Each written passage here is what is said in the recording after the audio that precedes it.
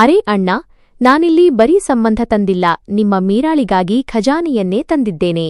ಇಂತಹ ಅದೃಷ್ಟ ರಾಜಕುಮಾರಿಯರಿಗೆ ಮಾತ್ರ ಸಿಗುತ್ತದೆ. ಕಾಂತಮಾಸಿ ತಮ್ಮ ಸಿಹಿ ಮತ್ತು ನಾಟಕೀಯ ಶೈಲಿಯಲ್ಲಿ ಮಾತನ್ನು ಆರಂಭಿಸಿದರು. ಅವರ ಕಣ್ಣುಗಳು ಒಬ್ಬ ನುರಿತ ವ್ಯಾಪಾರಿಯಂತೆ ಹೊಳೆಯುತ್ತಿದ್ದವು. ನನ್ನ ತಾಯಿಯ ಮುಖದಲ್ಲಿ ಭರವಸೆ ಮತ್ತು ಅಸಹಾಯಕತೆಯ ಮಿಶ್ರಭಾವವಿತ್ತು. ಅದು ಅವರ ಕಣ್ಣುಗಳಲ್ಲಿ ಸ್ಪಷ್ಟವಾಗಿ ಕಾಣುತ್ತಿತ್ತು. ನಮ್ಮ 2 ಕೋಣೆಯ ಚಿಕ್ಕ ಮನೆ ಇಂದು ತುಂಬಾನೇ ಇಕ್ಕಟ್ಟಾಗಿ ಮತ್ತು ಬಿಕೋ ಎನ್ನುತ್ತಿರುವಂತೆ ಭಾಸವಾಗುತ್ತಿತ್ತು. ತಂದೆ ತಮ್ಮ ಮುಂದಿದ್ದ ಫೋಟೋವನ್ನೇ ನೋಡುತ್ತಾ ಬೆರಳು ಆಡಿಸುತ್ತಾ ಕಾಂತಮಾಸಿಯ ಕಡೆಗೆ ಆಳವಾದ ನೋಟ ಬೀರಿದರು ಮತ್ತು ಕಾಂತ ಅಕ್ಕ, ನಿಮಗೆ ನಮ್ಮ ಪರಿಸ್ಥಿತಿ ಗೊತ್ತು. ನಾವು ನೇರ ಸಾದಾ ಜನ. ನಮಗೆ ನಿಧಿ ಬೇಡ. ಮಗಳಿಗೆ ಒಂದು ಒಳ್ಳೆಯ ಮತ್ತು ಧರ್ಮನಿಷ್ಠ ಮನೆ ಸಿಕ್ಕರೆ ಸಾಕು. ಅದೇ ನಮಗೆ ಹೆಚ್ಚು ಎಂದರು. ಆಗ ಕಾಂತಮಾಸಿ ಎಲೆ ಅಡಿಕೆ ಜಗಿಯುತ್ತಾ, ಅಣ್ಣ, ಹುಡುಗ ಕೂಡ ಉದಾರಿಯೇ. ದಿನಾ ದೇವಸ್ಥಾನಕ್ಕೆ ಹೋಗದಿದ್ದರೂ ಮನಸ್ಸಿನಿಂದ ಕೆಟ್ಟವನಲ್ಲ. ಹೌದು, ದೇವರು ಅವನಿಗೆ ಎಷ್ಟು ಹಣ ಕೊಟ್ಟಿದ್ದಾನೆಂದರೆ ಅವರ ಮನೆಯಲ್ಲಿ ತಿರುಗಿಸಿದರೆ ನೀರಿನ ಬದಲು ಹಣವೇ ಹರಿಯಬಹುದು. ಬಂಗಲೆ ಅಲ್ಲ, ಅದು ಅರಮನೆ. ಶಾಹಿ ಕುಟುಂಬ. ಊರ ಕಲೆಕ್ಟರ್ ಕೂಡ ನೋಡಿ ಹೊಟ್ಟೆ ಕಿಚ್ಚುಪಡುವಂತಹ ಕಾರುಗಳಿವೆ. ವ್ಯಾಪಾರವಂತೂ ಇಡೀ ದೇಶದಲ್ಲೇ ಹರಡಿದೆ. ನಿಮ್ಮ ಮಗಳು ಮೀರಾ ಅವರ ಮನೆಗಲ್ಲ, ತನ್ನ ಅದೃಷ್ಟದ ಅರಮನೆಗೆ ಕಾಲಿಡುತ್ತಾಳೆ ಎಂದರು. ತಾಯಿಯ ಕಣ್ಣಲ್ಲಿ ಒಂದು ಕ್ಷಣ ಮರುಭೂಮಿಯಲ್ಲಿ ಬಾಯಾರಿದವನಿಗೆ ನೀರು ಕಂಡಂತೆ ಹೊಳಪು ಬಂತು. ಬಾಗಿಲ ಸಂದಿಯಿಂದ ಇದನ್ನು ನೋಡುತ್ತಿದ್ದ ಮತ್ತು ಕೇಳುತ್ತಿದ್ದ ನನ್ನ ಎದೆ ಜೋರಾಗಿ ಬಡಿದುಕೊಂಡಿತು. ನನ್ನ ಪ್ರಾರ್ಥನೆಗಳು ಫಲಿಸುವ ಸಮಯ ಬಂದಿತೆ. ಆದರೆ ತಂದೆ ಸಂಶಯದಿಂದ, ಹುಡುಗನಲ್ಲಿ ಏನೂ ತೊಂದರೆ ಇಲ್ಲವಷ್ಟೇ ಎಂದು ಕೇಳಿದರು. ಇಷ್ಟು ಒಳ್ಳೆಯ ಸಂಬಂಧ ಬಂದಾಗ ಎಲ್ಲೋ ಒಂದು ಕಡೆ ಸಣ್ಣ ದೋಷವಿರುತ್ತದೆ ಎಂದು ಅವರಿಗೆ ತಿಳಿದಿತ್ತು. ಕಾಂತಮಾಸಿ ಒಂದು ಕ್ಷಣ ನಿಂತು ದೀರ್ಘ ಉಸಿರು ಬಿಟ್ಟು ಹೇಳಿದರು, ತೊಂದರೆ ಅಂತೇನೂ ಇಲ್ಲ ಅಣ್ಣ, ಸ್ವಲ್ಪ ಮಾನಸಿಕ ಅಸ್ವಸ್ಥ ಅಷ್ಟೇ. ಕೋಣೆಯಲ್ಲಿ ಯಾರೋ ಬಾಂಬ್ ಹಾಕಿದಂತಾಯಿತು. ತಾಯಿಯ ಮುಖದ ಹೊಳಪು ಕ್ಷಣಾರ್ಧದಲ್ಲಿ ಮಾಯವಾಯಿತು ಮತ್ತು ತಂದೆಯ ಮುಖ ಕೋಪದಿಂದ ಕೆಂಪಾಯಿತು. ಏನು ತಮಾಷೆ ಮಾಡುತ್ತಿದ್ದೀರಾ ಎಂದು ಅವರು ಗುಡುಗಿದರು. ತಂದೆಯ ಧ್ವನಿ ಏರಿತು. ನನ್ನ ಮಗಳು ನಿರುಪಯುಕ್ತ ವಸ್ತುವಲ್ಲ. ಒಬ್ಬ ಹುಚ್ಚನ ಕೊರಳಿಗೆ ಕಟ್ಟಿ ನಿಮ್ಮ ಜೇಬು ತುಂಬಿಸಿಕೊಳ್ಳಲು ಬಿಡುವುದಿಲ್ಲ. ಹೊರಡಿ ಇಲ್ಲಿಂದ ಎಂದರು. ಆಗ ಕಾಂತಮಾಸಿ ನಗುತ್ತಾ, ಅರೆ ಕೋಪ ನೋಡಿ, ನಾನು ಹುಚ್ಚ ಅಂತ ಹೇಳಿಲ್ಲ. ಮಾನಸಿಕ ಅಸ್ವಸ್ಥ ಅಂದರೆ ಸ್ವಲ್ಪ ಮುಗ್ಧ, ನೇರ ಸ್ವಭಾವದವನು. ಪ್ರಪಂಚದ ಕುತಂತ್ರಗಳಿಲ್ಲ. ಇವತ್ತಿನ ಕಾಲದಲ್ಲಿ ಇಂತಹ ನೇರ ಪತಿ ಸಿಗುವುದು ಅದೃಷ್ಟವೇ ಸರಿ. ಅವಳು ಹೇಳಿದಂತೆ ಕೇಳುತ್ತಾನೆ, ಕೂತ್ಕೋ ಅಂದ್ರೆ ಕೋರ್ತಾನೆ. ಮೀರಾ ಓದಿದ್ದಾಳೆ, ಅವಳು ಅವನನ್ನು ನಿಭಾಯಿಸುತ್ತಾಳೆ. ಸ್ವಲ್ಪ ಯೋಚಿಸಿ ನೋಡಿ, ಗಂಡ ಕೈಯಲ್ಲಿದ್ದರೆ ಕೋಟ್ಯಾಂತರ ಆಸ್ತಿಯೆಲ್ಲ ಯಾರದ್ದು? ನಿಮ್ಮ ಮಗಳದ್ದೇ. ನಿಮ್ಮ ಮಗಳು ರಾಣಿಯಂತೆ ಆಳುತ್ತಾಳೆ. ಈ ಕೊನೆಯ ಮಾತು ವಿಷದಲ್ಲಿ ಅದ್ದಿದ ಬಾಣದಂತಿತ್ತು. ಅದು ನೇರವಾಗಿ ತಾಯಿಯ ಎದೆಗೆ ನಾಟಿತು. ಕಾಯಿಲೆ ಮತ್ತು ಮನೆಯ ಬಡತನದಿಂದ ಹೋರಾಡಿ ಅವರು ಸೋತು ಹೋಗಿದ್ದರು. ತಂದೆ ದಿನವಿಡೀ ದುಡಿದರೂ ರಾತ್ರಿ ಒಲೆ ಉರಿಯುತ್ತೋ ಇಲ್ಲವೋ ಎಂಬ ಚಿಂತೆ ಅವರನ್ನು ಒಳಗೊಳಗೆ ತಿನ್ನುತ್ತಿತ್ತು. ಕಾಂತಮಾಸಿ ಹೋದ ಕೂಡಲೇ ಮನೆಯಲ್ಲಿ ಬಿರುಗಾಳಿ ಎದ್ದಿತು. ಖಂಡಿತವಾಗಿಯೂ ಈ ಮದುವೆ ನಡೆಯಲ್ಲ ಎಂದು ತಂಗಿ ರಿತಿಕಾ ಅಳುತ್ತಾ ನನ್ನ ಕೈ ಹಿಡಿದಳು. ಜನ ಏನು ಅಂತಾರೆ? ಹಣಕ್ಕಾಗಿ ಹುಚ್ಚನ ಜೊತೆ ಮದುವೆ ಮಾಡಿಕೊಟ್ರು ಅಂತಾರೆ ಎಂದಳು. ನಾನು ಕಟುವಾಗಿ ಹೇಳಿದೆ, ಯಾವ ಜನ? ನಮ್ಮ ಮನೆಯ ಒಡೆದ ಗೋಡೆಗಳನ್ನು ನೋಡಿ, ನನ್ನ ಖಾಲಿ ವರದಕ್ಷಿಣೆ ಪೆಟ್ಟಿಗೆ ನೋಡಿ ಮುಖ ತಿರುಗಿಸುವ ಜನರೇ? ತಂದೆಯ ಬಗ್ಗಿದ ಬೆನ್ನು ಮತ್ತು ತಾಯಿಯ ಹಳದಿ ಮುಖವನ್ನು ಎಂದು ನೋಡದ ಜನರೇ? ಅವರಿಗಾಗಿ ನಾನು ಚಿಂತೆ ಮಾಡಬೇಕಾ? ಕಳೆದ ವಾರ ಶ್ರೀಮಂತ ಮನೆಯ ಹೆಂಗಸೊಬ್ಬರು ಬಂದು, ಇದೇನು ನೀರು? ನನ್ನ ಮಗನ ಗಂಟಲು ಕೆಡಬಹುದು ಎಂದು ನೀರು ಕುಡಿಯದೆ ಹಿಂದಿರುಗಿಸಿದ್ದು ನನಗೆ ನೆನಪಾಯಿತು. ಅಂದು ನಾನು ಪೂರ್ತಿ ಒಡೆದು ಹೋಗಿದ್ದೆ. ತಂಗಿ ಸಮಾಧಾನ ಮಾಡಲು ನೋಡಿದಳು. ಅಕ್ಕ, ನೆಮ್ಮದಿಯನ್ನು ಹಣದಿಂದ ಕೊಂಡುಕೊಳ್ಳಲು ಆಗಲ್ಲ. ನಾನು ಕಿರುಚಿದೆ, ಹಾಗಾದರೆ ಬಡತನದಲ್ಲಿ ನೆಮ್ಮದಿ ಸಿಗುತ್ತಾ? ಅಮ್ಮ ನೋವಿನಿಂದ ನರಳುವಾಗ ಔಷಧ ತರಲಾಗದಿದ್ದರೆ ನೆಮ್ಮದಿ ಇರುತ್ತಾ? ತಂದೆ ಕೂಲಿ ಸಿಗದೆ ಖಾಲಿ ಕೈಯಲ್ಲಿ ಮನೆಗೆ ಬಂದಾಗ ನೆಮ್ಮದಿ ಇರುತ್ತಾ? ಇಲ್ಲ, ಇದು ನನ್ನ ಸಂತೋಷದ ಬೆಲೆಯಲ್ಲ, ನಮ್ಮ ಜೀವಗಳ ಬೆಲೆ. ಇದೊಂದು ವ್ಯವಹಾರ, ಪ್ರೀತಿಯಲ್ಲ. ಮತ್ತು ಈ ವ್ಯವಹಾರ ನನಗೆ ಒಪ್ಪಿಗೆಯಿದೆ ಎಂದೆ. ಅಷ್ಟರಲ್ಲಿ ತಂದೆ ಡಾಕ್ಟರ್ ಚೀಟಿ ಹಿಡಿದು ಒಳಬಂದರು. ಅವರ ಮುಖದಲ್ಲಿ ಹಿಂದೆಂದೂ ಕಾಣದ ಆಯಾಸವಿತ್ತು. ನಿನ್ನ ತಾಯಿಯ ಚಿಕಿತ್ಸೆ ಕೂಡಲೇ ಶುರು ಮಾಡಬೇಕು. ಒಂದೊಂದು ಇಂಜೆಕ್ಷನ್ ಬೆಲೆ ಸಾವಿರಾರು ರೂಪಾಯಿ ಎನ್ನುತ್ತಾ ಅವರ ಧ್ವನಿ ನಡುಗಿತು. ಎಲ್ಲಿಂದ ತರಲಿ ನಾನು ಇಷ್ಟು ಹಣ ಎಂದು ಅವರು ನೆಲದ ಮೇಲೆ ಕುಸಿದರು. ಒಬ್ಬ ಗಟ್ಟಿ ಮನುಷ್ಯ ಹೀಗೆ ಕುಸಿಯುವುದು ಪ್ರಳಯಕ್ಕಿಂತ ಕಡಿಮೆಯೇನಲ್ಲ. ಈಗ ನಿರ್ಧಾರವಾಗಿತ್ತು. ಇದು ಕೇವಲ ನನ್ನ ಬದುಕಿನ ಪ್ರಶ್ನೆಯಲ್ಲ, ನನ್ನ ತಾಯಿಯ ಜೀವದ ಪ್ರಶ್ನೆಯಾಗಿತ್ತು. ನಾನು ಅವರ ಹತ್ತಿರ ಹೋಗಿ ಕೈ ಹಿಡಿದು, ಅಪ್ಪ, ನನಗೆ ಈ ಸಂಬಂಧ ಒಪ್ಪಿಗೆಯಿದೆ ಎಂದೆ. ಅವರು ನನ್ನನ್ನು ನೋಡಿದರು. ಅವರ ಕಣ್ಣಲ್ಲಿ ನೋವು, ಅಸಹಾಯಕತೆ ಮತ್ತು ಮಗಳ ತ್ಯಾಗದ ಭಾರವಿತ್ತು. ಮಗಳೇ ಎಂದು ಮಾತ್ರ ಹೇಳಲು ಸಾಧ್ಯವಾಯಿತು. ನಾನು ನಗಲು ಪ್ರಯತ್ನಿಸಿದೆ. ನಿಮ್ಮ ಮಗಳು ಬಲಹೀನಳಲ್ಲ ಅಪ್ಪ, ನಾನು ಎಲ್ಲವನ್ನೂ ನಿಭಾಯಿಸುತ್ತೇನೆ. ನೀವು ಅಮ್ಮನ ಬಗ್ಗೆ ಚಿಂತೆ ಮಾಡಬೇಡಿ. ಅಂದು ರಾತ್ರಿ ನಮ್ಮ ಮನೆಯಲ್ಲಿ ಯಾರೂ ಮಲಗಲಿಲ್ಲ.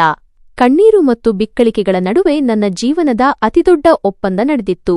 ನಾನು ಸ್ವರ್ಗ ಖರೀದಿಸಿದೆನೋ ಅಥವಾ ನರಕದ ಟಿಕೆಟೋ ಕಾಲವೇ ಹೇಳಬೇಕು. ಮದುವೆಯ ದಿನ ನನ್ನನ್ನು ಕರೆದೊಯ್ಯಲು ಬಂದ ಕಾರು ಇಡೀ ಬೀದಿಯೇ ಹಿಡಿಸುವಷ್ಟು ದೊಡ್ಡದಾಗಿತ್ತು. ಆ ತಂಪಾದ ಐಷಾರಾಮಿ ಕಾರಿನಲ್ಲಿ ಕುಳಿತಾಗ ಮನೆಯ ಗದ್ದಲ, ತಂಗಿಯರ ನಗು, ಅಮ್ಮನ ಜೋಗುಳ ಎಲ್ಲವೂ ನೆನಪಾಯಿತು. ನಾನು ಕಣ್ಣೀರನ್ನು ಒಳಗೆ ನುಂಗಿಕೊಂಡೆ. ಈಗ ಅಳುವ ಹಾಗಿಲ್ಲ. ಆ ಬಂಗಲೆ ಕನಸಿನ ಅರಮನೆಯಂತಿತ್ತು. ಎತ್ತರದ ಬಾಗಿಲುಗಳು, ಅಮೃತಶಿಲೆಯ ನೆಲ, ಛಾವಣಿಯ ಮೇಲಿನ ದೀಪಗಳು ನಕ್ಷತ್ರಗಳಂತೆ ಹೊಳೆಯುತ್ತಿದ್ದವು. ಆದರೆ ಆ ಹೊಳಪಿನಲ್ಲಿ ಒಂದು ವಿಚಿತ್ರ ಮೌನ ಮತ್ತು ಶೂನ್ಯವಿತ್ತು. ನನ್ನ ಸ್ವಾಗತಕ್ಕೆ ಅತ್ತೆ ಉಮಾದೇವಿ ಮತ್ತು ನಾದಿನಿಯರಾದ ಪ್ರಿಯಾ, ನೇಹಾ ನಿಂತಿದ್ದರು. ಅವರು ಅತಿಥಿಯನ್ನು ಸ್ವಾಗತಿಸುವಂತೆ ಇರಲಿಲ್ಲ, ಬದಲಾಗಿ ಹೊಸದಾಗಿ ಖರೀದಿಸಿದ ವಸ್ತುವನ್ನು ನೋಡುವಂತಿದ್ದರು. ಹಿರಿಯ ನಾದಿನಿ ಪ್ರಿಯಾ ನನ್ನನ್ನು ಕೆಳಗಿನಿಂದ ಮೇಲಕ್ಕೆ ನೋಡಿ, ಓ, ಅಮ್ಮ ಅಣ್ಣನಿಗಾಗಿ ತಂದಿರುವ ಅಮೂಲ್ಯ ಮಾದರಿ ಇವಳೇನಾ ಎಂದು ವ್ಯಂಗ್ಯವಾಡಿದಳು. ಇವಳನ್ನು ಒಳಗೆ ಕರೆದುಕೊಂಡು ಬಾ ಎಂದು ಅತ್ತೆ ಉಮಾದೇವಿ ಕೆಲಸದವಳಿಗೆ ಆದೇಶಿಸಿದರು. ನನ್ನ ಹತ್ತಿರ ಬಂದು, ಈ ಮನೆಯಲ್ಲಿ ಉಸಿರಾಡುವುದಕ್ಕೂ ನಿಯಮಗಳಿವೆ. ಮೊದಲನೆಯದು ಬಾಯಿ ಮುಚ್ಚಿಕೊಂಡಿರಬೇಕು. ಎರಡನೆಯದು ಹೇಳಿದ್ದನ್ನು ಮಾಡಬೇಕು. ಮೂರನೆಯದು ನಮ್ಮ ಸೊಸೈಟಿಯಲ್ಲಿ ನಮ್ಮ ಮಾನ ಕಳೆಯಬಾರದು. ಅರ್ಥವಾಯ್ತಾ ಎಂದು ಎಚ್ಚರಿಸಿದರು. ಇದೊಂದು ಸ್ವಾಗತವಾಗಿರಲಿಲ್ಲ, ಕಠಿಣ ಎಚ್ಚರಿಕೆಯಾಗಿತ್ತು. ನನ್ನ ಎದೆ ಧಸಕ್ಕಂದಿತು. ನಾನು ಕನಸು ಕಂಡ ಅರಮನೆ ಒಂದು ಸುಂದರ ಜೈಲಿನಂತಿತ್ತು. ನನ್ನನ್ನು ಕರೆದೊಯ್ದ ಕೋಣೆ ನಮ್ಮ ಇಡೀ ಮನೆಗಿಂತ ದೊಡ್ಡದಾಗಿತ್ತು. ಪ್ರತಿಯೊಂದು ವಸ್ತು ಬೆಲೆಬಾಳುವಂತದ್ದು, ಆದರೆ ನಿರ್ಜೀವವಾಗಿತ್ತು. ಹಾಸಿಗೆಯ ಮೇಲೆ ವಿಹಾನ್ ಕುಳಿತಿದ್ದ. ನನ್ನನ್ನು ನೋಡಿ ನಗುತ್ತಾ, ಎಲ್ಲರೂ ನೀನು ಬರ್ತೀಯಾ ಅಂತ ಹೇಳ್ತಿದ್ರು. ನಿನ್ನ ಹೆಸರೇನು ಎಂದು ಕೇಳಿದ. ನಾನು ಮೆಲ್ಲಗೆ ಮೀರಾ ಎಂದೆ. ಮೀರಾ, ಒಳ್ಳೆ ಹೆಸರು ಎನ್ನುತ್ತಾ ಮತ್ತೆ ತನ್ನ ಆಟದ ಕಾರಿನ ಜೊತೆ ಆಡಲು ಶುರುಮಾಡಿದ. ನನಗೆ ತಲೆ ತಿರುಗಿದಂತಾಯಿತು. ಈ ಮನುಷ್ಯ ತನ್ನ ಪ್ರಶ್ನೆಯನ್ನೇ ಮರೆತುಬಿಡುತ್ತಾನೆ. ನನ್ನ ಇಡೀ ಜೀವನ ಈ ಖಾಲಿ ಮನಸ್ಸಿನ ಮನುಷ್ಯನ ಜೊತೆ ಕಳೆಯಬೇಕಲ್ಲ ಎಂದು ಭಯವಾಯಿತು. ಇದ್ದಕ್ಕಿದ್ದಂತೆ ಅವನು ಆಟ ನಿಲ್ಲಿಸಿ ನನ್ನ ಕಡೆ ತಿರುಗಿ ನೋಡಿದ. ಅವನ ಕಣ್ಣಲ್ಲಿ ಒಂದು ಕ್ಷಣ ವಿಚಿತ್ರವಾದ ಆಳವಾದ ಹೊಳಪು ಬಂತು. ಅದು ಅವನ ಮುಗ್ಧಮುಖಕ್ಕೆ ಹೊಂದಿಕೆಯಾಗುತ್ತಿರಲಿಲ್ಲ. ಇಲ್ಲಿ ಎಲ್ಲರೂ ಸುಳ್ಳು ಹೇಳ್ತಾರೆ ಎಂದು ಪಿಸುಗುಟ್ಟಿದ. ನಾನು ಆ ಮಾತಿನ ಅರ್ಥ ಮಾಡಿಕೊಳ್ಳುವ ಮೊದಲೇ ಅವನು ಜೋರಾಗಿ ನಗುತ್ತಾ, ನನ್ನ ಕಾರು ಎಷ್ಟು ವೇಗವಾಗಿ ಓಡುತ್ತೆ ನೋಡು ಎಂದ. ನನ್ನ ಮೈಯಲ್ಲಿ ಭಯದ ಅಲೆ ಹರಿಯಿತು. ಇದೇನು? ಮರುದಿನ ಬೆಳಿಗ್ಗೆ ದೇವಸ್ಥಾನದ ಆರತಿಯ ಶಬ್ದದೊಂದಿಗೆ ಎದ್ದೆ. ಕೋಣೆಯ ಮೂಲೆಯಲ್ಲಿ ಆಸನ ಹಾಕಿ ದೀಪ ಹಚ್ಚಿ ಪೂಜೆ ಮಾಡಲು ಕುಳಿತೆ. ಕಣ್ಣು ಮುಚ್ಚಿ ಮಂತ್ರ ಹೇಳಲು ಶುರುಮಾಡಿದ ಕೂಡಲೇ ಹಾಲಿನಲ್ಲಿ ಜೋರಾಗಿ ಸಿನಿಮಾದ ಹಾಡುಗಳು ಮೊಳಗಿದವು. ಗದ್ದಲದ ಡ್ಯಾನ್ಸ್ ಹಾಡುಗಳನ್ನು ಬೇಕೆಂದೇ ಅಷ್ಟು ಜೋರಾಗಿ ಹಾಕಲಾಗಿತ್ತು. ನನ್ನ ಕಿವಿ ನೋಯುವಂತೆ ಮಾಡಿದರು. ಹೇಗೋ ಪೂಜೆ ಮುಗಿಸಿ ಹೊರಬಂದಾಗ ಪ್ರಿಯಾ ಮತ್ತು ನೇಹಾ ಸೋಫಾದ ಮೇಲೆ ಟೀ ಕುಡಿಯುತ್ತಾ ನಗುತ್ತಿದ್ದರು. ಅರೆ ನೇಹಾ ನೋಡು, ನಮ್ಮ ಹೊಸ ಸಂತ ಮಹಾತ್ಮರು ಬೆಳ್ಳಂಬೆಳಗ್ಗೆ ಭಜನೆ ಶುರುಮಾಡಿದ್ದಾರೆ ಎಂದು ಪ್ರಿಯಾ ಗೇಲಿ ಮಾಡಿದಳು. ನಾನು ಶಾಂತವಾಗಿ ಆದರೆ ದೃಢವಾಗಿ ಉತ್ತರಿಸಿದೆ, ಭಕ್ತಿಯನ್ನು ಗೇಲಿ ಮಾಡಬಾರದು. ಈ ಮನೆಯಲ್ಲಿ ದೇವರ ನಾಮಸ್ಮರಣೆ ಆಗುತ್ತಿದೆ, ಅದಕ್ಕೆ ನೀವು ಹೆಮ್ಮೆ ಪಡಬೇಕು. ಆಗ ಅತ್ತೆ ಉಮಾದೇವಿ ಅಡುಗೆ ಮನೆಯಿಂದ ಹೊರಬಂದರು. ಅವರ ಕಣ್ಣಲ್ಲಿ ಕೋಪ ಮತ್ತು ತಿರಸ್ಕಾರವಿತ್ತು. ನಮ್ಮ ಮನೆಯಲ್ಲಿ ಮಸ್ತಿ, ಪಾರ್ಟಿ, ಸಂಗೀತ ನಡೆಯುತ್ತೆ. ನಿನ್ನ ಈ ಪೂಜೆ ಮತ್ತು ದೇವರ ಹೆಸರು ಮಧ್ಯಮ ವರ್ಗದ ಸಂಸ್ಕಾರ ನಿನಗೆ ಇರಲಿ. ಇಲ್ಲಿ ಇದೆಲ್ಲ ನಡೆಯಲ್ಲ. ಅವರು ನನ್ನ ಹತ್ತಿರ ಬಂದು ಕಾಲ ಬಳಿ ಕಸಬರಿಕೆ ಎಸೆದು, ತಗೋ, ನಿನ್ನ ಮೊದಲ ಕೆಲಸ, ಹೋಗಿ ಸ್ಟೋರ್ ರೂಮ್ ಸ್ವಚ್ಛ ಮಾಡು. ಈ ಮನೆಯಲ್ಲಿ ನಿನ್ನ ನಿಜವಾದ ಜಾಗ ಅದೇ ಎಂದರು. ಅವರ ಮಾತು ಮತ್ತು ನಡವಳಿಕೆಯಿಂದ ಸ್ಪಷ್ಟವಾಗಿತ್ತು, ನಾನು ಸೊಸೆಯಾಗಿ ಬಂದಿಲ್ಲ, ಒಬ್ಬ ಮೂಕ ಸೇವಕಿಯಾಗಿ ಬಂದಿದ್ದೇನೆ ಎಂದು. ಅಡುಗೆ ಮನೆಯ ತಣ್ಣನೆಯ ಗೋಡೆಗೆ ಒರಗಿ ನಾನು ಅಳು ತಡೆಯಲು ಪ್ರಯತ್ನಿಸುತ್ತಿದ್ದೆ. ತಿಂಡಿ ತಿನ್ನುವಾಗಲೂ ಅವರ ಟೀಕೆಗಳು ಮತ್ತು ಗೇಲಿ ಮುಂದುವರಿಯಿತು. ಪ್ರಿಯಾ ಮತ್ತು ನೇಹಾ ನನ್ನನ್ನು ಸರ್ಕಸ್ ಪ್ರಾಣಿಯಂತೆ ನೋಡಿ ನಗುತ್ತಿದ್ದರು. ಆಗ ವಿಹಾನ್ ನನ್ನ ಹತ್ತಿರ ಬಂದು ಮೌನವಾಗಿ ನನ್ನ ತಟ್ಟೆಯಲ್ಲಿ ಒಂದು ಬಿಸ್ಕತ್ತು ಇಟ್ಟು ನಗುತ್ತಾ ಹೋದ. ಅವನ ಈ ಚಿಕ್ಕ ಕರುಣೆ ನನ್ನ ಗಾಯಕ್ಕೆ ಮದ್ದಾಯಿತು. ಆದರೆ ಈ ಸಮಾಧಾನ ಹೆಚ್ಚು ಹೊತ್ತು ಉಳಿಯಲಿಲ್ಲ. ಮಧ್ಯಾಹ್ನ ಅತ್ತೆ ನನ್ನನ್ನು ಕರೆದು ಅಹಂಕಾರದ ಧ್ವನಿಯಲ್ಲಿ, ಇಂದು ಸಂಜೆ ನನ್ನ ಸ್ನೇಹಿತೆಯರು ಬರುತ್ತಿದ್ದಾರೆ, ಪಾರ್ಟಿ ಇದೆ, ಅಲ್ಲಿ ಯಾವುದೇ ಡ್ರಾಮಾ ಆಗುವುದು ನನಗಿಷ್ಟವಿಲ್ಲ. ನೀನು ಅಡುಗೆ ಮನೆಯಲ್ಲೇ ಇರು, ಕರೆದಾಗ ಟೀ ಟ್ರಾಲಿ ತಗೊಂಡು ಬಾ ಅಷ್ಟೇ ಎಂದರು. ಆಯ್ತು ಅಮ್ಮ ಎಂದು ನಾನು ತಲೆ ತಗ್ಗಿಸಿದೆ. ಅವರು ನನ್ನನ್ನು ಮೇಲಿಂದ ಕೆಳಕ್ಕೆ ನೋಡುತ್ತಾ, ಈ ಕಫನ್ ಥರಾ ಬಟ್ಟೆ ಹಾಕಿಕೊಂಡು ಹೊರಗೆ ಬರಬೇಡ. ಕಪಾಟಿನಲ್ಲಿರುವ ದುಬಾರಿ ಡಿಸೈನರ್ ಬಟ್ಟೆಗಳಲ್ಲಿ ಒಂದನ್ನು ಹಾಕಿಕೋ. ಕೋಟ್ಯಾಧಿಪತಿ ಮಗನಿಗೆ ಹಳ್ಳಿಯಿಂದ ಭಿಕ್ಷುಕಿಯನ್ನು ಎತ್ತಿಕೊಂಡು ಬಂದಿದ್ದಾರೆ ಎಂದು ನನ್ನ ಸ್ನೇಹಿತೆಯರ ಮುಂದೆ ತಮಾಷೆಯಾಗೋದು ನನಗಿಷ್ಟ ಇಲ್ಲ ಎಂದರು. ಅವರ ಪ್ರತಿಯೊಂದು ಶಬ್ದವೂ ನನ್ನ ಹೃದಯವನ್ನು ಚುಚ್ಚಿತು. ಕೋಣೆಯಿಂದ ಹೊರಬರುವಾಗ ತಂದೆಯ ಮಾತು ನೆನಪಾಯಿತು. ಸಹನೆ ಮತ್ತು ದೇವರ ಮೇಲಿನ ನಂಬಿಕೆಯನ್ನು ಎಂದಿಗೂ ಬಿಡಬೇಡ. ನಾನು ನಿರ್ಧರಿಸಿದೆ, ಯಾರ ಮಾತಿನ ಬಗ್ಗೆಯೂ ಬೇಸರ ಮಾಡಿಕೊಳ್ಳಬಾರದು, ಆದರೆ ನನ್ನ ತತ್ವ ಮತ್ತು ಗುರುತಿನ ವಿಷಯದಲ್ಲಿ ರಾಜಿ ಮಾಡಿಕೊಳ್ಳಬಾರದು. ಸಂಜೆ ಅತಿಥಿಗಳು ಬಂದಾಗ ಮನೆ ಗಮಗಮಿಸುತ್ತಿತ್ತು.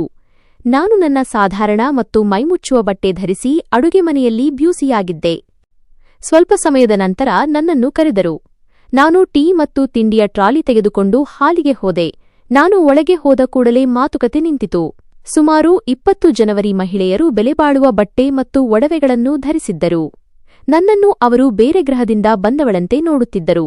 ನಾನು ಕಣ್ಣು ತಗ್ಗಿಸಿ ಟ್ರಾಲಿ ಇಟ್ಟು ಕಪ್ಗಳನ್ನು ಜೋಡಿಸಲು ಶುರುಮಾಡಿದೆ. ಉಮಾ, ಇವಳು ಯಾರು? ಹೊಸ ಕೆಲಸದವಳೇ? ಎಂದು ಒಬ್ಬರು ಕನ್ನಡಕದ ಮೇಲಿಂದ ನೋಡುತ್ತಾ ಕೇಳಿದರು. ಇದಕ್ಕೆ ಪ್ರಿಯಾ ಮತ್ತು ನೇಹಾ ಬಾಯಿ ಮುಚ್ಚಿಕೊಂಡು ನಕ್ಕರು. ಅತ್ತೆ ಉಮಾದೇವಿ ನಗುತ್ತಾ, ಅರೆ ಇಲ್ಲರಮ್ಮ, ಇವಳು ವಿಹಾನ್ ಹೆಂಡತಿ. ಹೆಸರು ಮೀರಾ. ಸ್ವಲ್ಪ ಹಳೆಯ ಕಾಲದವಳು ಎಂದರು. ಹಳೆಯ ಕಾಲದವಳಲ್ಲ, ಸನಾತನಿ ಅನ್ನು ಎಂದು ಇನ್ನೊಬ್ಬರು ವ್ಯಂಗ್ಯವಾಡಿದರು. ಮತ್ತೊಬ್ಬರು, ನಿನ್ನ ಸೊಸೆ ಮಾಡರ್ನ್ ಆಗಿರುತ್ತಾಳೆ, ಫ್ಯಾಷನ್ನಲ್ಲಿ ಎಲ್ಲರನ್ನೂ ಮೀರಿಸುತ್ತಾಳೆ ಅಂದುಕೊಂಡಿದ್ದೆವು. ಆದರೆ ನೀನು ಮನೆಯಲ್ಲಿ ತಪಸ್ವಿಯನ್ನು ಇಟ್ಟುಕೊಂಡಿದ್ದೀಯಾ ಎಂದರು. ನನ್ನ ನಾದಿನಿ ಪ್ರಿಯಾ ನಗುತ್ತಾ, ಹೌದು, ಇವಳು ಬಂದಾಗಿನಿಂದ ಮನೆ ಆಶ್ರಮದಂತಾಗಿದೆ ಎಂದಳು. ಎಲ್ಲರೂ ಮತ್ತೆ ಜೋರಾಗಿ ನಕ್ಕರು. ನಾನು ಮೌನವಾಗಿ ಕೆಲಸ ಮುಗಿಸಿ ಹಿಂತಿರುಗಿದೆ. ಭೂಮಿ ಬಾಯಿ ತೆರೆದು ನನ್ನನ್ನು ನುಂಗಿಬಿಡಬಾರದೆ ಅನ್ನಿಸಿತು. ಇದು ಕೇವಲ ನನ್ನ ಅವಮಾನವಲ್ಲ, ನನ್ನ ತಂದೆಯ ಪಾಲನೆ, ತಾಯಿಯ ಸಂಸ್ಕಾರ ಮತ್ತು ಧರ್ಮದ ಅವಮಾನವಾಗಿತ್ತು.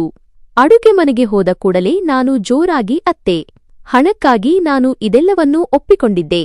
ಆದರೆ ಸ್ವಾಭಿಮಾನದ ಬೆಲೆ ಕೊಟ್ಟು ಈ ಒಪ್ಪಂದ ಮಾಡಿಕೊಂಡಿದ್ದು ತುಂಬಾ ದುಬಾರಿಯಾಯಿತೆ. ಅಷ್ಟರಲ್ಲಿ ಯಾರೋ ನನ್ನ ಭುಜ ಮುಟ್ಟಿದಂತಾಯಿತು. ತಿರುಗಿ ನೋಡಿದರೆ ವಿಹಾನ್ ನಿಂತಿದ್ದ. ಅವನ ಮುಖದಲ್ಲಿ ಆತಂಕವಿತ್ತು. ನೀನು ಯಾಕೆ ಅಳುತ್ತಿದ್ದೀಯಾ ಎಂದು ಮುಗ್ಧವಾಗಿ ಕೇಳಿದ. ಅವನಿಗೆ ನಾನು ಅವರ ಮಾತಿಗೆ ಅಳುತ್ತಿದ್ದೇನೆ ಎಂದು ಹೇಗೆ ತಿಳಿಯಿತು ಎಂದು ಆಶ್ಚರ್ಯವಾಯಿತು. ನಾನು ಮಾತು ಬದಲಿಸಲು ನೋಡಿದೆ.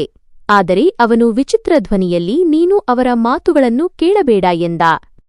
ನಾನು ಏನಾದರೂ ಯೋಚಿಸುವ ಮೊದಲೇ ಅವನು ಮತ್ತೆ ಮಗುವಿನಂತೆ ನಗುತ್ತಾ, ಬಾ, ನಾವು ಕಣ್ಣಾಮುಚ್ಚಾಲೆ ಆಡೋಣ, ನೀನು ಕಳ್ಳನಾಗು ಎಂದ. ನಾನು ಅವನನ್ನೇ ನೋಡುತ್ತಾ ನಿಂತೆ.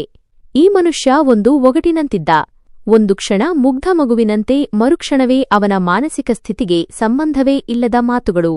ಅತಿಥಿಗಳು ಹೋದ ನಂತರ ಮನೆಯಲ್ಲಿ ಬಿರುಗಾಳಿ ಎದ್ದಿತು. ಅತ್ತೆ ಮತ್ತು ನಾದಿನಿಯರು ನನ್ನ ಮೇಲೆ ಮುಗಿಬಿದ್ದರು. ಇವತ್ತು ನೀನು ನಮ್ಮ ಮರ್ಯಾದೆ ತೆಗೆದೆ ಎಂದು ಉಮಾದೇವಿ ಕಿರುಚಿದರು. ಎಲ್ಲರೂ ನಮ್ಮನ್ನು ನೋಡಿ ನಗುತ್ತಿದ್ದರು. ಅದಕ್ಕೆ ಕಾರಣ ನಿನ್ನ ಈ ವೇಷ. ಪ್ರಿಯಾ ದ್ವೇಷದಿಂದ, ಅಮ್ಮ ನಾನು ಹೇಳಿಲ್ಲವೇ, ಇವಳು ನಮ್ಮ ಅಂತಸ್ತಿಗೆ ತಕ್ಕವಳಲ್ಲ ಎಂದಳು. ನಾನು ಧೈರ್ಯ ತಂದುಕೊಂಡು, ನನ್ನ ಬಟ್ಟೆ, ನನ್ನ ಹೆಮ್ಮೆ, ನನ್ನ ಅವಮಾನವಲ್ಲ, ನಾನೇನೂ ತಪ್ಪು ಮಾಡಿಲ್ಲ ಎಂದೆ. ಉಮಾದೇವಿ ಕೋಪದಿಂದ, ಬಾಯಿ ಬೆಳೆಸಿಕೊಂಡಿದ್ದೀಯಾ? ನೋಡು ಹುಡುಗಿ, ಒಂದು ನಮ್ಮ ಪದ್ಧತಿಯಂತೆ ಇರು, ಇಲ್ಲವಾದರೆ ಈ ಮನೆ ನಿನಗಲ್ಲ. ನಾಳೆ ನಿರ್ಧಾರ ಹೇಳು. ನಿನಗೆ ನಿನ್ನ ಹಳೆಯ ಆಲೋಚನೆಗಳು ಬೇಕಾ ಅಥವಾ ಈ ಅರಮನೆ ಬೇಕಾ? ಇದು ಅಂತಿಮ ಎಚ್ಚರಿಕೆಯಾಗಿತ್ತು. ನನ್ನ ಕಾಲ ಕೆಳಗಿನ ಭೂಮಿ ಸರಿದಂತಾಯಿತು. ನಾನು ಎಲ್ಲಿಗೆ ಹೋಗಲಿ? ಈ ಅರಮನೆ ಬಿಟ್ಟರೆ ನನಗೆ ಬೇರೆ ದಾರಿ ಇರಲಿಲ್ಲ. ಮರುದಿನ ಬೆಳಿಗ್ಗೆ ಸೂರ್ಯ ನನಗೆ ಭರವಸೆಯಲ್ಲ, ಒಂದು ತೀರ್ಪು ತಂದಿದ್ದ. ರಾತ್ರಿಯಿಡೀ ದೇವರ ಕೋಣೆಯಲ್ಲಿ ಕುಳಿತು ಅಳುತ್ತಾ ದಾರಿ ತೋರಿಸುವಂತೆ ಪ್ರಾರ್ಥಿಸಿದೆ. ಅತ್ತೆಯ ಮಾತು ಕತ್ತಿಯಂತೆ ತೂಗುತ್ತಿತ್ತು. ನನ್ನ ತತ್ವಗಳನ್ನು ಉಳಿಸಿಕೊಳ್ಳಬೇಕಿತ್ತು, ಆದರೆ ಹಿಂದಿರುಗಲು ದಾರಿಯಿರಲಿಲ್ಲ. ಬೆಳಿಗ್ಗೆ ನಾಷ್ಟ ಮಾಡಲು ಹೋದಾಗ ಮನೆಯಲ್ಲಿ ಏನೋ ಗದ್ದಲವಿತ್ತು. ಇಂದು ನನ್ನ ಮೈದುನ ಆರ್ಯನ್ 2 ತಿಂಗಳ ಬಿಸಿನೆಸ್ ಟೂರ್ ನಂತರ ಹಿಂತಿರುಗುತ್ತಿದ್ದ. ಆರ್ಯನ್ ವಿಹಾನ್ನ ತಮ್ಮನಾದರೂ ಬುದ್ಧಿವಂತಿಕೆ ಮತ್ತು ಚಾಲಾಕಿತನದಲ್ಲಿ ಮುಂದಿದ್ದ. ಮನೆ ಮತ್ತು ವ್ಯಾಪಾರ ಎಲ್ಲವೂ ಅವನದೇ ಹಿಡಿತದಲ್ಲಿತ್ತು. ಸುಮಾರು ಬೆಳಿಗ್ಗೆ 9:30 ಒಂದು ಹೊಳೆಯುವ ಕಪ್ಪು ಮರ್ಸಿಡಿಸ್ ಕಾರು ಬಂದು ನಿಂತಿತು. ಅದರಿಂದ ಆರ್ಯನ್ ಇಳಿದ. ಅವನು ಸಿನಿಮಾ ಹೀರೋನಂತೆ ಕಾಣುತ್ತಿದ್ದ. ಮನೆಯೊಳಗೆ ಕಾಲಿಟ್ಟ ಕೂಡಲೇ ಅಮ್ಮ ಮತ್ತು ತಂಗಿಯರನ್ನು ಅಪ್ಪಿಕೊಂಡ.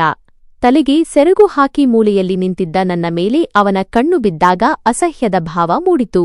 ಇವಳು ಯಾರು ಎಂದು ಅಮ್ಮನನ್ನು ಕೇಳಿದ. ಉಮಾದೇವಿ ಉಗುಳುವ ಧ್ವನಿಯಲ್ಲಿ, ನಿನ್ನ ಅತ್ತಿಗೆ ಮೀರಾ ಎಂದರು. ಆರ್ಯನ್ ಜೋರಾಗಿ ನಗುತ್ತಾ, ಅತ್ತಿಗೆನಾ?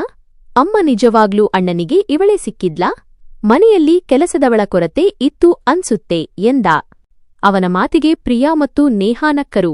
ನಾನು ಕಣ್ಣೀರು ತಡೆಯುತ್ತಾ ಸುಮ್ಮನೆ ಅಡುಗೆ ಮನೆಗೆ ಹೋದೆ. ನನಗೆ ಈಗ ಅರ್ಥವಾಯಿತು, ಕಷ್ಟದ ಇನ್ನೊಂದು ಅಧ್ಯಾಯ ಶುರುವಾಗಿದೆ ಎಂದು. ಆರ್ಯನ್ ದಿನವಿಡೀ ಮನೆಯಲ್ಲೇ ಇದ್ದ. ಲ್ಯಾಪ್ಟಾಪ್ನಲ್ಲಿ ಕೆಲಸ ಮಾಡುತ್ತಾ, ಫೋನ್ನಲ್ಲಿ ಯಾರಿಗೋ ಬೈಯುತ್ತಾ ಮನೆಯವರ ಮೇಲೆ ದಬ್ಬಾಳಿಕೆ ಮಾಡುತ್ತಿದ್ದ. ಆದರೆ ವಿಹಾನ್ ಆರ್ಯನ್ ಮುಂದೆ ತೀರಾ ಹೆದರಿಕೊಳ್ಳುತ್ತಿದ್ದ. ಬೀಗಿ ಬೆಕ್ಕಿನಂತೆ ಮೂಲೆಯಲ್ಲಿ ಅವಿತುಕೊಳ್ಳುತ್ತಿದ್ದ. ಮಧ್ಯಾಹ್ನ ನಾನು ಮೈದುನನಿಗೆ ನೀರು ಕೊಡಲು ಹೋದೆ. ಅವನು ಸೋಫಾದ ಮೇಲೆ ಕುಳಿತು ಕೋಪದಿಂದ ಫೋನ್ನಲ್ಲಿ ಮಾತನಾಡುತ್ತಿದ್ದ. ನಾನು ಹೇಳಿದೆ ಅಲ್ವಾ, ಆ ಡೀಲ್ ನನಗೆ ಬೇಕೇ ಬೇಕು. ಅವನು ಸಹಿ ಹಾಕಿಲ್ಲ ಅಂದ್ರೆ ಎತ್ತುವಳಿ ಮಾಡಿ ಎಂದು ಬೆದರಿಕೆ ಹಾಕುತ್ತಿದ್ದ. ನಾನು ಅಲ್ಲಿಯೇ ನಿಂತೆ. ಇವನು ಎಂಥ ವ್ಯಾಪಾರ ಮಾಡುತ್ತಿದ್ದಾನೆ? ಕೋಪದಿಂದ ಫೋನ್ ಇಟ್ಟು ಪೇಪರ್ ವೇಟನ್ನು ಕಾರ್ಪೆಟ್ ಮೇಲೆ ಎಸೆದ. ಪಕ್ಕದಲ್ಲೇ ಕುಳಿತು ಚಿತ್ರ ಬಿಡಿಸುತ್ತಿದ್ದ ವಿಹಾನ್ ಶಬ್ದಕ್ಕೆ ಬೆದರಿ ಹಾರಿದ. ಅವನ ಮೊಣಕೈ ಮೇಜಿಗೆ ತಾಗಿ ಪೆನ್ಸಿಲ್ ಆರ್ಯನ್ನ ದುಬಾರಿ ಶೂ ಹತ್ತಿರ ಬಿತ್ತು. ನೀನೊಬ್ಬ ಹುಚ್ಚ ಎಂದು ಆರ್ಯನ್ ಅವನ ಮೇಲೆ ಆರ್ಭಟಿಸಿದನು. ನನ್ನ ಮೂಡ್ ಈಗಾಗಲೇ ಕೆಟ್ಟಿದೆ ಮತ್ತು ಈಗ ನೀನು ಈ ಗಲೀಜು ಮಾಡಿದ್ದೀಯಾ? ಅದನ್ನು ಎತ್ತು. ವಿಹಾನ್ ಹೆದರಿ ಗೋಡೆಗೆ ಒರಗಿದನು. ಅವನ ಕಣ್ಣುಗಳಲ್ಲಿ ನೀರಿತ್ತು. ಪೆನ್ಸಿಲ್ ತೆಗೆದುಕೊಳ್ಳಲು ನಾನು ಮುಂದೆ ಹೋದೆ. ಆದರೆ ಆಗ ಏನೋ ವಿಚಿತ್ರ ಸಂಭವಿಸಿತು. ಹೆದರಿದವನಂತೆ ಕಾಣುತ್ತಿದ್ದ ವಿಹಾನ್ ನಿಧಾನವಾಗಿ ತನ್ನ ಸ್ಥಳದಿಂದ ಎದ್ದನು ಮತ್ತು ನಡುಗುತ್ತಾ ಪೆನ್ಸಿಲ್ ಕಡೆಗೆ ಹೋದನು. ಆದರೆ ಅವನು ಬಾಗಿದ ತಕ್ಷಣ ಅತ್ಯಂತ ಹಗುರವಾದ ಮತ್ತು ಚಾಣಾಕ್ಷ ರೀತಿಯಲ್ಲಿ ತನ್ನ ಕಾಲಿನಿಂದ ಕಾರ್ಪೆಟ್ ಅನ್ನು ಸ್ವಲ್ಪ ತಳ್ಳಿದನು.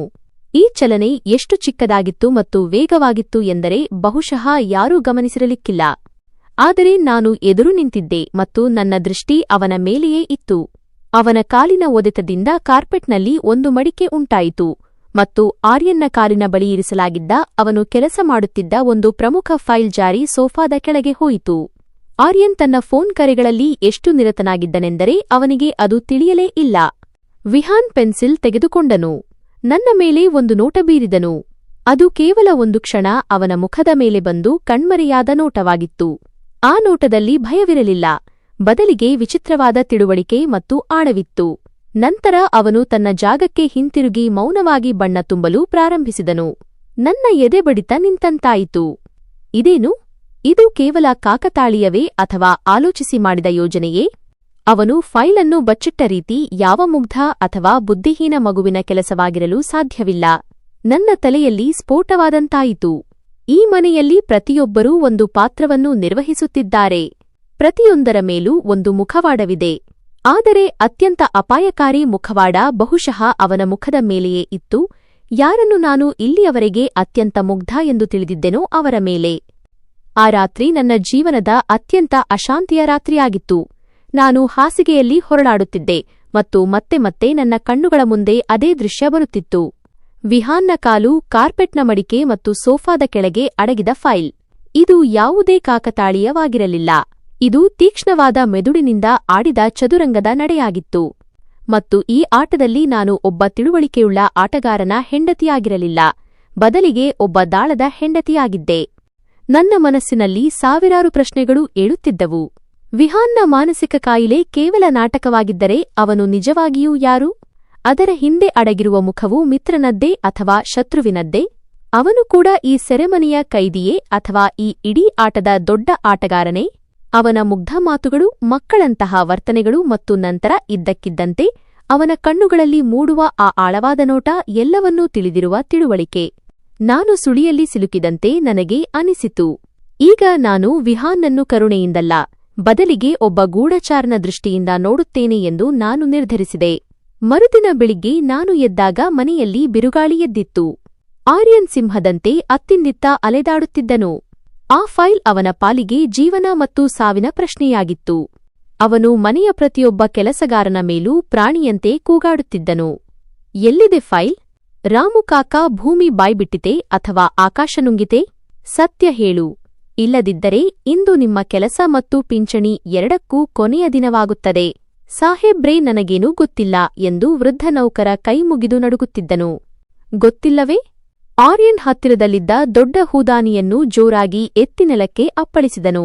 ಈ ಮನೆಯಲ್ಲಿ ನನ್ನ ಇಚ್ಛೆಯಿಲ್ಲದೆ ಎಲೆಯೂ ಅಲುಗಾಡುವುದಿಲ್ಲ ಮತ್ತು ಅಷ್ಟು ಮುಖ್ಯವಾದ ಫೈಲ್ ಕಣ್ಮರೆಯಾಗಿದೆ. ಇಲ್ಲಿಂದ ತೊಲಗಿ. ನೀವೆಲ್ಲರೂ ನಿಷ್ಪ್ರಯೋಜಕರು. ಹೊರಟು ಹೋಗಿ. ನನ್ನ ಅತ್ತೆ ಉಮಾದೇವಿ ಮತ್ತು ನಾದಿನಿಯರು ಮೌನವಾಗಿ ಈ ತಮಾಷೆಯನ್ನು ನೋಡುತ್ತಿದ್ದರು. ಅವರ ಮುಖಗಳ ಮೇಲೂ ಆತಂಕವಿತ್ತು. ಆ ಫೈಲ್ನಲ್ಲಿ ಇಡೀ ಕುಟುಂಬದ ಅಡಿಪಾಯವನ್ನೇ ಅಲುಗಾಡಿಸಬಲ್ಲ ರಹಸ್ಯ ಅಡಗಿದೆ ಎಂದು ನನಗೆ ಅನ್ನಿಸುತ್ತಿತ್ತು. ನಾನು ವಿಹಾನ್ನನ್ನು ನೋಡಿದೆ. ಅವನು ಬಲು ಆರಾಮವಾಗಿ ಮೂಲೆಯಲ್ಲಿ ಕುಳಿತು ಬಣ್ಣಬಣ್ಣದ ಬ್ಲಾಕ್ಗಳನ್ನು ಜೋಡಿಸುತ್ತಿದ್ದನು. ಅವನಿಗೆ ಈ ಗಲಾಟೆಯ ಬಗ್ಗೆ ಏನೂ ಸಂಬಂಧವಿಲ್ಲ ಎಂಬಂತೆ. ಆದರೆ ಗಮನಿಸಬೇಕಾದ ವಿಷಯ ಬಂದಾಗ ಅವನ ಕೈಗಳು ಒಂದು ಕ್ಷಣ ನಿಲ್ಲುತ್ತಿದ್ದವು ಮತ್ತು ಕಣ್ಣುಗಳು ಬಾಕ್ಸ್ ಮೇಲೆ ನೆಟ್ಟಿದ್ದವು. ಆದರೆ ಕಿವಿಗಳು ಸಂಪೂರ್ಣವಾಗಿ ಆರ್ಯನ್ನ ಮಾತುಗಳನ್ನು ಕೇಳುವುದರಲ್ಲೇ ಇರುತ್ತಿದ್ದವು ಎಂಬುದನ್ನು ನಾನು ಗಮನಿಸಿದೆ. ನಾನು ಅವನನ್ನು ಪರೀಕ್ಷಿಸಲು ನಿರ್ಧರಿಸಿದೆ. ನಾನು ಒಂದು ಪತ್ರಿಕೆಯನ್ನು ತೆಗೆದುಕೊಂಡು ಅವನ ಹತ್ತಿರ ಕುಳಿತು ಉದ್ದೇಶಪೂರ್ವಕವಾಗಿ ವ್ಯಾಪಾರದ ಸುದ್ದಿಯನ್ನು ಜೋರಾಗಿ ಓದಲು ಪ್ರಾರಂಭಿಸಿದೆ. ಷೇರ್ ಮಾರುಕಟ್ಟೆಯಲ್ಲಿ ತೀವ್ರ ಕುಸಿತ. ಶಾಸ್ತ್ರಿ ಗ್ರೂಪ್ನ ಷೇರುಗಳ ಬೆಲೆ ಕುಸಿಯಿತು. ನಂತರ ನಾನು ಮೆಲ್ಲಗೆ ಕೇಳಿದೆ, ವಿಹಾನ್, ಈ ಮಂದಿ ರಿಸೆಷನ್ ಎಂದರೇನು? ಅವನು ಬ್ಲಾಕ್ನಿಂದ ಕಣ್ಣು ತೆಗೆದು ಪತ್ರಿಕೆಯನ್ನು ನೋಡಿದನು. ಪತ್ರಿಕೆಯಲ್ಲಿ ಸುದ್ದಿಯೊಂದಿಗೆ ಕರಡಿ ಮಾರುಕಟ್ಟೆಯ ಬೇರ್ ಮಾರ್ಕೆಟ್ ಚಿತ್ರವಿತ್ತು. ಅವನು ಚಿತ್ರದ ಮೇಲೆ ಬೆರಳಿಟ್ಟು ಮುಗುಳ್ನಕ್ಕನು ಮತ್ತು ಹೇಳಿದನು, ನೋಡು ಮೀರಾ, ಎಷ್ಟು ದೊಡ್ಡ ಶ್ರೀಮಂತನಿದ್ದಾನೆ. ಶ್ರೀಮಂತನಿಗೆ ಹಸಿವಾದಾಗ ಅವನು ಎಲ್ಲವನ್ನೂ ತಿಂದುಬಿಡುತ್ತಾನೆ, ಎಲ್ಲವನ್ನೂ ಮುಗಿಸಿಬಿಡುತ್ತಾನೆ.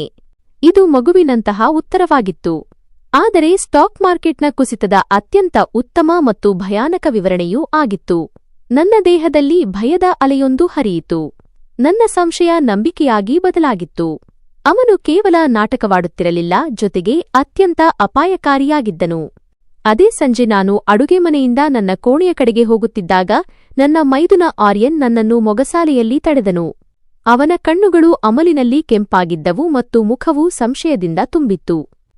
ನೀನು ಎಲ್ಲವನ್ನೂ ಗಮನಿಸುತ್ತಿರುವುದನ್ನು ನೋಡಿದ್ದೇನೆ. ನೀನು ನಿನ್ನನ್ನು ತುಂಬಾ ಬುದ್ಧಿವಂತೆ ಎಂದು ತಿಳಿದುಕೊಂಡಿದ್ದೀಯಾ? ಅವನು ನನ್ನ ಹತ್ತಿರ ಬಂದನು. ಅವನ ಮದ್ಯದ ವಾಸನೆ ನನಗೆ ಬಡಿಯಿತು ಮತ್ತು ಅವನು ನನ್ನ ಕಣ್ಣುಗಳಲ್ಲಿ ನೋಡುತ್ತಾ ಹೇಳಿದನು, ನೀನು ಈ ಡ್ರಾಮಾವನ್ನು ಮುಗಿಸಿ ಒಬ್ಬ ಗಟ್ಟಿಯಾದ ಹೆಂಡತಿಯಂತೆ ವರ್ತಿಸಲು ಪ್ರಾರಂಭಿಸದಿದ್ದರೆ ನಾನು ಕೇವಲ ಒಂದು ಫೋನ್ ಮಾಡುತ್ತೇನೆ. ನಿನ್ನ ತಂದೆ ಯಾವುದೋ ಸುಳ್ಳು ಕೇಸ್ನಲ್ಲಿ ಜೈಲಿನಲ್ಲಿರುತ್ತಾರೆ ಮತ್ತು ತಂಗಿಯರನ್ನು ಕಾಲೇಜಿನಿಂದ ಹೊರಹಾಕಲಾಗುತ್ತದೆ. ನನ್ನ ಕೈ ಎಲ್ಲಿಯವರೆಗೆ ಇದೆ ಎಂದು ನೀನು ಊಹಿಸಲು ಸಾಧ್ಯವಿಲ್ಲ. ಅವನು ನನ್ನನ್ನು ಗೋಡೆಗೆ ಅಪ್ಪಚ್ಚಿ ಮಾಡಿದನು. ನನ್ನ ಎದೆ ಬಡಿದುಕೊಳ್ಳಲಾರಂಭಿಸಿತು.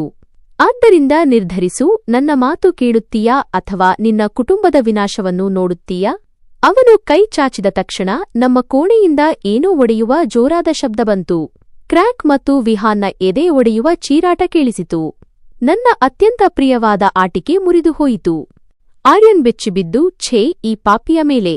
ಈ ಮನೆಯಲ್ಲಿ ಒಂದು ತೊಂದರೆ ಕಡಿಮೆ ಇತ್ತು, ಈಗ ಇನ್ನೊಂದು ಕೂಡ ಇದೆ ಎಂದು ಗೊಣಗುತ್ತಾ ಕೋಣೆಯ ಕಡೆಗೆ ಹೋದನು. ನಾನು ನಡುಗುತ್ತಾ ಗೋಡೆಗೆ ಒರಗಿದೆ. ವಿಹಾನ್ ನನ್ನನ್ನು ಮತ್ತೆ ಉಳಿಸಿದನು. ಇದು ಈಗ ಯಾವುದೇ ಕಾಕತಾಳೀಯವಾಗಿರಲಿಲ್ಲ. ಸ್ವಲ್ಪ ಸಮಯದ ನಂತರ ವಿಹಾನ್ ತನ್ನ ಕೋಣೆಯ ಬಾಗಿಲಲ್ಲಿ ಕಾಣಿಸಿಕೊಂಡನು. ಅವನು ಇನ್ನೂ ಅಳುತ್ತಿದ್ದನು, ಆದರೆ ದೃಷ್ಟಿ ನನ್ನ ಮೇಲಿತ್ತು. ಅವನು ಯಾರನ್ನೂ ನೋಡದೆ ಒಡೆದ ಆಟಿಕೆಗಳನ್ನು ಎತ್ತಿಕೊಳ್ಳಲು ಪ್ರಾರಂಭಿಸಿದನು. ನಂತರ ಅವನ ಧ್ವನಿ ನನ್ನ ಕಿವಿಯಲ್ಲಿ ಮೊಳಗಿತು, ಇದು ಕೇವಲ ನಿನಗಾಗಿತ್ತು. ಈ ಮನೆಯ ಗೋಡೆಗಳಿಗೂ ಕಿವಿಗಳಿವೆ. ನಂಬಿಕೆಯಿಂದ ಇರು. ಇದು ಒಂದು ಒಪ್ಪಿಗೆಯಾಗಿತ್ತು, ಒಂದು ಎಚ್ಚರಿಕೆ ಮತ್ತು ರಹಸ್ಯ ಮೈತ್ರಿಯ ಘೋಷಣೆ. ಆ ಕ್ಷಣದಲ್ಲಿ ನಾನು ಈ ಮನೆಯಲ್ಲಿ ನನ್ನ ಅತ್ಯಂತ ಅಪಾಯಕಾರಿ ಮತ್ತು ಶಕ್ತಿಶಾಲಿ ಸಂಗಾತಿಯನ್ನು ಕಂಡುಕೊಂಡಿದ್ದೇನೆ ಎಂದು ನನಗೆ ಅರಿವಾಯಿತು. ಆ ರಾತ್ರಿಯ ನಂತರ ನನ್ನ ಮತ್ತು ವಿಹಾನ್ ನಡುವೆ ಬಲವಾದ ಸಂಬಂಧ ಬೆಳೆಯಿತು. ಈಗ ನಾವು ಮಾತುಗಳಿಗಿಂತ ಹೆಚ್ಚಾಗಿ ಕಣ್ಣುಗಳಿಂದ ಮಾತನಾಡುತ್ತಿದ್ದೆವು. ಕೋಣೆಯಲ್ಲಿ ಏಕಾಂಗಿಯಾಗಿದ್ದಾಗ ಅವನ ಮುಖದಿಂದ ಮುಗ್ಧತೆ ಇಳಿದು ಹೋಗುತ್ತಿತ್ತು ಮತ್ತು ಅವನು ಒಬ್ಬ ದಣಿದ ಬುದ್ಧಿವಂತ ಮನುಷ್ಯನಂತೆ ಕಾಣುತ್ತಿದ್ದನು. ಅವನು ನನ್ನೊಂದಿಗೆ ಮಾತನಾಡುತ್ತಿರಲಿಲ್ಲ, ಆದರೆ ಅವನ ಇರುವಿಕೆ ನನಗೆ ವಿಚಿತ್ರವಾದ ಧೈರ್ಯವನ್ನು ನೀಡುತ್ತಿತ್ತು. ನಾನು ಈ ಮನೆಯಲ್ಲಿ ಒಬ್ಬಂಟಿಯಲ್ಲ ಎಂದು ನನಗೆ ತಿಳಿದಿತ್ತು. ನನ್ನ ಮೈದುನ ಆರ್ಯನ್ನ ವರ್ತನೆ ದಿನೇ ದಿನೇ ನನ್ನ ಕಡೆಗೆ ಇನ್ನೂ ಕಠಿಣವಾಗುತ್ತಿತ್ತು. ಒಂದು ರಾತ್ರಿ ನಾನು ಅಡುಗೆ ಮನೆಯಿಂದ ನೀರು ತರಲು ಹೋದಾಗ ಲೌಂಜ್ನಿಂದ ಬರುತ್ತಿದ್ದ ಧ್ವನಿಗಳು ನನ್ನನ್ನು ನಿಲ್ಲುವಂತೆ ಮಾಡಿದವು. ಮೈದುನ ಆರ್ಯನ್, ಅತ್ತೆ ಉಮಾದೇವಿ ಮತ್ತು ಇಬ್ಬರು ನಾದಿನಿಯರು ಅಲ್ಲೇ ಕುಳಿತಿದ್ದರು. ನಾನು ಗೋಡೆಯ ಮೂಲೆಯಿಂದ ಅವರ ಮಾತುಗಳನ್ನು ಕೇಳಿಸಿಕೊಳ್ಳಲಾರಂಭಿಸಿದೆ. ಅಮ್ಮ, ನಾವು ಆದಷ್ಟು ಬೇಗ ವಿಹಾನ್ನನ್ನು ಕಾನೂನುಬದ್ಧವಾಗಿ ಮಾನಸಿಕವಾಗಿ ಅಸ್ವಸ್ಥ ಎಂದು ಸಾಬೀತುಪಡಿಸಬೇಕು. ಇದು ಆರ್ಯನ್ನ ಧ್ವನಿಯಾಗಿತ್ತು. ಒಮ್ಮೆ ವೈದ್ಯರ ವರದಿ ಸಿದ್ಧವಾದರೆ ನಾನು ಅವನ ಎಲ್ಲ ಆಸ್ತಿಯ ಪವರ್ ಆಫ್ ಅಟಾರ್ನಿಯನ್ನು ಪಡೆದುಕೊಳ್ಳುತ್ತೇನೆ. ಅವನ ಮದುವೆ ಮಾಡಿಸುವುದು ಅವನನ್ನು ಎಲ್ಲರೂ ಹುಚ್ಚ ಎಂದು ನಂಬುವಂತೆ ಮಾಡುವ ನನ್ನ ಯೋಜನೆಯ ಮೊದಲ ಹೆಜ್ಜೆಯಾಗಿತ್ತು. ಆದರೆ ಆ ಹುಡುಗಿಯ ಗತಿಯೇನು? ನನ್ನ ಅತ್ತೆ ಉಮಾದೇವಿ ಆರ್ಯನ್ನನ್ನು ಕೇಳಿದರು. ಅವಳು ಕಾಣುವಷ್ಟು ಸರಳವಲ್ಲ. ನೀವು ಅವಳ ಬಗ್ಗೆ ಚಿಂತಿಸಬೇಡಿ, ಆರ್ಯನ್ ಸೈತಾನನ ನಗುವಿನೊಂದಿಗೆ ಹೇಳಿದನು. ಅವಳಂತಹ ಹುಡುಗಿಯರನ್ನು ನಿಯಂತ್ರಿಸುವುದು ನನಗೆ ಚೆನ್ನಾಗಿ ಗೊತ್ತು. ಒಮ್ಮೆ ಆಸ್ತಿ ನಮ್ಮ ಹೆಸರಿಗೆ ಬಂದರೆ ಅವಳನ್ನು ಎಷ್ಟು ಜೋರಾಗಿ ತಳ್ಳುತ್ತೇನೆಂದರೆ ಅವಳು ನೇರವಾಗಿ ತನ್ನ ತಂದೆಯ ಗುಡಿಸಲಿಗೆ ಹೋಗಿ ಬೀಳುತ್ತಾಳೆ, ಮತ್ತು ಅವಳು ಬಾಯಿ ಬಿಟ್ಟರೆ ಅವಳ ಬಾಯಿಯನ್ನು ಶಾಶ್ವತವಾಗಿ ಮುಚ್ಚಿಸುತ್ತೇವೆ. ಆರ್ಯನ್ನ ಧ್ವನಿಯಲ್ಲಿದ್ದ ಭಯ ಮತ್ತು ದ್ವೇಷ ನನ್ನ ಕಾಲ ಕೆಳಗಿನ ಭೂಮಿಯನ್ನೇ ನಡುಗಿಸಿತು. ಇವರು ಕೇವಲ ಹಣದ ಹಪಹಪಿ ಇರುವವರಲ್ಲ, ಇವರು ಕೊಲೆಗಾರರು. ಅವರು ವಿಹಾನ್ನ ಜೀವನ ಮತ್ತು ಅವನ ಪ್ರತಿಯೊಂದರ ಮೇಲೂ ಕಬ್ಜಾ ಮಾಡಲು ಬಯಸುತ್ತಿದ್ದರು, ಮತ್ತು ನಾನು ಅವರ ದಾರಿಯಲ್ಲಿನ ಅತ್ಯಂತ ದೊಡ್ಡ ಅಡಚಣೆಯಾಗಿದ್ದೆ. ನಾನು ಕೋಣೆಯ ಕಡೆಗೆ ಓಡಿದೆ. ನನ್ನ ಹೃದಯ ಭಯ ಮತ್ತು ಆತಂಕದಿಂದ ಸುತ್ತಿಗೆಯಂತೆ ಬಡಿದುಕೊಳ್ಳುತ್ತಿತ್ತು. ಕೋಣೆಗೆ ಹೋಗಿ ನಾನು ವಿಹಾನ್ನನ್ನು ನೋಡಿದೆ. ಅವನು ಗಾಢ ನಿದ್ದೆಯಲ್ಲಿದ್ದನು. ಅವನ ಮುಖದ ಮೇಲೆ ಮಗುವಿನಂತಹ ಮುಗ್ಧತೆ ಇತ್ತು. ನಾನು ಅವನ ಹತ್ತಿರ ಕುಳಿತು ಜೋರಾಗಿ ಅತ್ತೆ. ನನಗೆ ಆ ವ್ಯಕ್ತಿಯ ಮೇಲೆ ಕರುಣೆ ಬರುತ್ತಿತ್ತು, ಯಾರ ಸ್ವಂತ ಜನರೇ ಪ್ರಾಣ ಮತ್ತು ಆಸ್ತಿಯ ಶತ್ರುಗಳಾಗಿದ್ದರೋ. ಮುಂದಿನ 2 ದಿನಗಳು ನನ್ನ ದೇಹದ ಮೇಲೆ ಒತ್ತಡದ ಭಾರವಿತ್ತು. ನಾನು ಪ್ರತಿಕ್ಷಣವೂ ಎಚ್ಚರದಿಂದ ಮತ್ತು ಹೆದರಿಕೆಯಿಂದ ಇದ್ದೆ. ಆರ್ಯನ್ನ ಬೆದರಿಕೆಗಳು ಮತ್ತು ಅವನ ಯೋಜನೆಯ ಭಯ ನನ್ನ ಮನಸ್ಸಿನಲ್ಲಿ ಮನೆ ಮಾಡಿತ್ತು. ನಾನು ವಿಹಾನ್ನೊಂದಿಗೆ ಮಾತನಾಡಲು ಬಯಸಿದ್ದೆ. ನನಗೆಲ್ಲ ತಿಳಿದಿದೆ ಎಂದು ಅವನಿಗೆ ಹೇಳಲು ಬಯಸಿದ್ದೆ, ಆದರೆ ಅವಕಾಶ ಸಿಗುತ್ತಿರಲಿಲ್ಲ. ಶುಕ್ರವಾರ ಸಂಜೆ ಆರ್ಯನ್ ತನ್ನ ಕೆಲವು ಸ್ನೇಹಿತರು ಮನೆಗೆ ಬರುತ್ತಿದ್ದಾರೆ, ಒಂದು ಸಣ್ಣ ಪಾರ್ಟಿ ಇದೆ ಎಂದು ಘೋಷಿಸಿದನು. ಅವನು ಲೌಂಜ್ನಲ್ಲಿ ನಿಂತು ಹೇಳಿದನು ಮತ್ತು ನಂತರ ನನ್ನ ಕಡೆ ತಿರುಗಿ ಆಜ್ಞಾಪಿಸಿದನು, ನಮ್ಮ ಅತಿಥಿಗಳ ಮುಂದೆ ಯಾವುದೇ ತಮಾಷೆ ಮಾಡಬೇಡ, ಸುಮ್ಮನೆ ಕೆಲಸ ಮಾಡು. ನನ್ನ ಮನಸ್ಸಿನಲ್ಲಿ ಅಪಾಯದ ಗಂಟೆಗಳು ಬಾರಿಸಿದವು. ರಾತ್ರಿ 8 ಗಂಟೆಗೆ ಅತಿಥಿಗಳು ಬರಲಾರಂಭಿಸಿದರು. 2-3 ಹೊಳೆಯುವ ಕಾರುಗಳಿಂದ 6-7 ಯುವಕರು ಇಳಿದರು. ಅವರು ಇಳಿದ ತಕ್ಷಣ ಜೋರಾಗಿ ನಗುತ್ತಾ ಮತ್ತು ಮಾತನಾಡುತ್ತಾ ಲೌಂಜ್ಗೆ ಬಂದರು. ಅವರ ವರ್ತನೆ ನಿರ್ಲಕ್ಷ್ಯ ಮತ್ತು ಅಹಂಕಾರದಿಂದ ಕೂಡಿತ್ತು. ಅವರಲ್ಲಿ ಅಜಯ್ ಎಂಬುವವನು ಎಲ್ಲರಿಗಿಂತ ಹೆಚ್ಚು ಅಸಭ್ಯವಾಗಿ ಕಾಣುತ್ತಿದ್ದನು. ಅವನ ಕೆಟ್ಟ ದೃಷ್ಟಿಮನೆಯ ಕೆಲಸಗಾರರಿಂದ ಹಿಡಿದು ಪ್ರಿಯಾ ಮತ್ತು ನೇಹಾ ಮೇಲೂ ಬೀಳುತ್ತಿತ್ತು. ಲೌಂಜ್ ಸಿಗರೆಟ್ ಹೊಗೆಯಿಂದ ತುಂಬಿಹೋಯಿತು. ನಾನು ಅಡುಗೆಮನೆಯಲ್ಲಿ ಅವರಿಗಾಗಿ ತಿಂಡಿತೀರ್ಥ ಸಿದ್ಧಪಡಿಸುತ್ತಿದ್ದೆ. ಮನಸ್ಸು ಕೆಟ್ಟದಾಗಿ ಗಾಬರಿಯಾಗುತ್ತಿತ್ತು. ನನ್ನ ಅತ್ತೆ ಉಮಾದೇವಿ ಬಂದು ಹೋಗು, ಅವರೆಲ್ಲರಿಗೂ ಟೀ ಮಾಡಿಕೊಡು ಎಂದರು. ನಾನು ಟೀ ಟ್ರಾಲಿಯನ್ನು ಸಿದ್ಧಪಡಿಸಿದೆ. ಕೈಗಳು ನಡುಗುತ್ತಿದ್ದವು. ನಾನು ನನ್ನ ಮಾನವನ್ನು ತಟ್ಟೆಯಲ್ಲಿ ಇಟ್ಟುಕೊಂಡು ಹಸಿದ ತೋಳಗಳ ಮುಂದೆ ಹೋಗುತ್ತಿರುವಂತೆ ಭಾಸವಾಯಿತು. ಅಡುಗೆಮನೆಯಿಂದ ಹೊರಬರುತ್ತಿದ್ದಂತೆ ನಾನು ಕೋಣೆಯ ಕಡೆಗೆ ನೋಡಿದೆ. ಬಾಗಿಲು ಸ್ವಲ್ಪ ತೆರೆದಿತ್ತು. ಒಳಗೆ ವಿಹಾನ್ ನಿಂತಿದ್ದನು. ಕಿಟಕಿಯ ಹತ್ತಿರ ಹೊರಗಡೆ ನೋಡುತ್ತಿದ್ದನು. ಅವನ ಮುಖ ಮುಗ್ಧವಾಗಿರಲಿಲ್ಲ. ಬದಲಿಗೆ ಬೇಟೆಗಾರನೊಬ್ಬ ತನ್ನ ಬಲೆಯಲ್ಲಿ ಬೇಟೆ ಸಿಲುಕುವುದನ್ನು ಕಾಯುತ್ತಿರುವಂತೆ ಕಾಣುತ್ತಿದ್ದನು. ಇಂದು ರಾತ್ರಿ ಏನೋ ಬಹಳ ಕೆಟ್ಟದ್ದು ನಡೆಯಲಿದೆ ಎಂದು ನನ್ನ ಮನಸ್ಸು ಹೇಳುತ್ತಿತ್ತು. ಟ್ರಾಲಿಯ ಚಕ್ರವು ಕಾರ್ಪೆಟ್ ಮೇಲೆ ಕೆಟ್ಟ ಶಬ್ದ ಮಾಡುತ್ತಾ ಸಾಗುತ್ತಿತ್ತು. ಅದು ನನ್ನ ಅಂತ್ಯವನ್ನು ಘೋಷಿಸುತ್ತಿರುವಂತೆ ಇತ್ತು. ನಾನು ದೀರ್ಘ ಉಸಿರು ತೆಗೆದುಕೊಂಡು ಲೌಂಜ್ಗೆ ಕಾಲಿಟ್ಟೆ. ಒಳಗಿನ ವಾತಾವರಣ ನನ್ನ ಕಲ್ಪನೆಗಿಂತಲೂ ಕೆಟ್ಟದಾಗಿತ್ತು. 7-8 ಹುಡುಗರು ಸೋಫಾಗಳ ಮೇಲೆ ಕುಳಿತಿದ್ದರು. ಸಿಗರೆಟ್ ಹೊಗೆ ಮತ್ತು ನಗುವಿನ ಗದ್ದಲವಿತ್ತು. ಪ್ರಿಯಾ ಮತ್ತು ನೇಹಾ ಅರ್ಥವಿಲ್ಲದೆ ನಗುತ್ತಿದ್ದರು. ಇದ್ದಕ್ಕಿದ್ದಂತೆ ಒಬ್ಬನು ಜೋರು ಧ್ವನಿಯಲ್ಲಿ, ನಮ್ಮ ಅತ್ತಿಗೆ ಪರದೆಯಲ್ಲಿ ಬರುತ್ತಿದ್ದಾರೆ ಎಂದನು. ಅಜಯ್ ತನ್ನ ತೀಕ್ಷ್ಣವಾದ ಕಣ್ಣುಗಳನ್ನು ನನ್ನ ಮೇಲೆ ನೆಟ್ಟು, ಅತ್ತಿಗೆ ನಮ್ಮಿಂದ ಎಂಥ ಪರದೆ ಎಂದನು. ನಾನು ಅವನ ಮಾತನ್ನು ನಿರ್ಲಕ್ಷಿಸಿ ಟೀ ಕಪ್ಗಳನ್ನು ತೆಗೆಯಲಾರಂಭಿಸಿದೆ. ಎಲ್ಲವನ್ನೂ ಎಸೆದು ಓಡಿಹೋಗಬೇಕೆಂದು ನನ್ನ ಮನಸ್ಸು ಹೇಳುತ್ತಿತ್ತು. ಆರ್ಯನ್, ಇಷ್ಟು ಅವಸರವೇನಿದೆ? ನಮ್ಮ ಸ್ನೇಹಿತರು ನಿಮ್ಮೊಂದಿಗೆ ಸ್ವಲ್ಪ ಮಾತನಾಡಲು ಬಯಸುತ್ತಿದ್ದಾರೆ ಎಂದನು. ನನಗೆ ಅಡುಗೆಮನೆಯಲ್ಲಿ ಕೆಲಸವಿದೆ. ನಾನು ಧೈರ್ಯ ಮಾಡಿ ಸಣ್ಣ ದನಿಯಲ್ಲಿ ಹೇಳಿದೆ. ಓಹ್, ನಾಚಿಕೆ ಸ್ವಭಾವ. ಅಜಯ್ ತನ್ನ ಜಾಗದಿಂದ ಎದ್ದು ನನ್ನ ಹತ್ತಿರ ಬಂದನು. ನಾವು ನಿನ್ನನ್ನು ನೋಡದೆ ಹೋಗುವುದಿಲ್ಲ. ಮೊದಲು ಈ ಮುಸುಕು ತೆಗೆ. ನಾವು ನಿನ್ನ ಚಂದದ ಮುಖವನ್ನು ನೋಡಲು ಬಯಸುತ್ತೇವೆ ಎಂದು ಹೇಳುತ್ತಾ ನನ್ನ ಕೈ ಹಿಡಿಯಲು ಪ್ರಯತ್ನಿಸಿದನು. ನನ್ನಿಂದ ದೂರ ಇರಿ. ನನ್ನ ಧ್ವನಿಯಲ್ಲಿ ಭಯವಿತ್ತು. ಅರೆ, ನೀನು ಕೋಪ ಮಾಡಿಕೊಂಡಿಯಲ್ಲ ಎಂದು ಅವನು ಹೇಳಿದನು. ಅಜಯ್ನೊಂದಿಗೆ ಆರ್ಯನ್ ಮತ್ತು ಅವನ ಉಳಿದ ಸ್ನೇಹಿತರು ಅಸಭ್ಯವಾಗಿ ವರ್ತಿಸಲು ಪ್ರಾರಂಭಿಸಿದರು. ಹೇಳಿದೆನಲ್ಲ, ಒಮ್ಮೆ ಮುಖ ತೋರಿಸು. ಬಿಡು ನನ್ನ ಕೈಯನ್ನು, ನಾಚಿಕೆಗೇಡಿ ಮನುಷ್ಯ. ನಾನು ನನ್ನ ಕೈ ಬಿಡಿಸಿಕೊಳ್ಳಲು ಪ್ರಯತ್ನಿಸಿದೆ. ನನ್ನ ಕಣ್ಣುಗಳಲ್ಲಿ ನೀರು ಬಂತು. ಅಜಯ್ ನನ್ನ ತೋಳನ್ನು ಗಟ್ಟಿಯಾಗಿ ಹಿಡಿದುಕೊಂಡನು. ಇದು ನನ್ನ ಸಹನೆಯ ಮಿತಿಯಾಗಿತ್ತು. ನಾನು ನನ್ನ ಸಂಪೂರ್ಣ ಶಕ್ತಿಯನ್ನು ಒಗ್ಗೂಡಿಸಿ ಅವನ ಮುಖಕ್ಕೆ ಜೋರಾಗಿ ಕಪಾಳಮೋಕ್ಷ ಮಾಡಿದೆ. ಕೋಣೆಯಲ್ಲಿ ಒಂದು ಕ್ಷಣ ಸ್ಮಶಾನ ಮೌನ ಆವರಿಸಿತು. ಅಜಯ್ನ ಮುಖ ಭಯಭೀತವಾಯಿತು. ನನ್ನನ್ನು ಹೊಡೆಯಲು ನಿನಗೆ ಎಷ್ಟು ಧೈರ್ಯ? ಅವನು ಕಿರುಚಿದನು. ಅವನು ನಾನು ಕೇವಲ ಒಬ್ಬ ಸಾಧಾರಣ ಹುಡುಗಿ ಎಂದು ಭಾವಿಸಿದ್ದನು. ಅದೇ ಸಮಯದಲ್ಲಿ ಲೌಂಜ್ನ ಬಾಗಿಲಿಂದ ಮಂಜುಗಡ್ಡೆಯಂತ ತಣ್ಣನೆಯ ಮತ್ತು ಕಬ್ಬಿಣದಂತ ಗಟ್ಟಿಯಾದ ಧ್ವನಿ ಕೇಳಿಸಿತು. ಅವಳನ್ನು ಮುಟ್ಟುವ ಪ್ರಯತ್ನ ಕೂಡ ಮಾಡಬೇಡ. ಎಲ್ಲರೂ ಬೆಚ್ಚಿಬಿದ್ದು ಬಾಗಿಲ ಕಡೆ ನೋಡಿದರು. ನಾನು ಕಣ್ಣೀರು ತುಂಬಿದ ಕಣ್ಣುಗಳಿಂದ ನೋಡಿದೆ. ಅಲ್ಲಿ ವಿಹಾನ್ ನಿಂತಿದ್ದನು. ಆದರೆ ಅವನು ಈ ಮನೆಯವರು ತಿಳಿದಿರುವ ವಿಹಾನ್ ಆಗಿರಲಿಲ್ಲ. ಅವನ ಭುಜಗಳು ನೇರವಾಗಿದ್ದವು. ಕಣ್ಣುಗಳಲ್ಲಿ ಮುಗ್ಧತೆಯ ಬದಲು ಉರಿಯುವ ಬೆಂಕಿ ಇತ್ತು ಮತ್ತು ಮುಖದ ಮೇಲೆ ವರ್ಷಗಳ ತಿಳುವಳಿಕೆ ಮತ್ತು ಸಂಯಮದ ಪ್ರಭಾವವಿತ್ತು. ಅವನ ಹುಚ್ಚುತನ ಮತ್ತು ಮಾನಸಿಕ ದೌರ್ಬಲ್ಯದ ಸ್ವರ ಮಾಯವಾಗಿತ್ತು. ಆರ್ಯನ್ ವಿಹಾನ್ನನ್ನು ಕೇಳಿದನು, ನೀನು ಇಲ್ಲಿ ಏನು ಮಾಡುತ್ತಿದ್ದೀಯಾ? ಹೋಗು, ನಿನ್ನ ಕೋಣೆಗೆ ಹೋಗಿ ಆಟ ಆಡು. ಅವನು ಆರ್ಯನ್ನನ್ನು ಸಂಪೂರ್ಣವಾಗಿ ನಿರ್ಲಕ್ಷಿಸಿದನು. ಅವನ ದೃಷ್ಟಿ ಕೇವಲ ಅಜಯ್ನ ಮೇಲೆ ನೆಟ್ಟಿತ್ತು. ಅಜಯ್ ಇನ್ನೂ ನನ್ನ ತೋಳನ್ನು ಹಿಡಿದುಕೊಂಡಿದ್ದನು. ವಿಹಾನ್ ನಿಧಾನವಾಗಿ ಹೇಳಿದನು, ನನ್ನ ಹೆಂಡತಿಯ ತೋಳನ್ನು ಬಿಡು.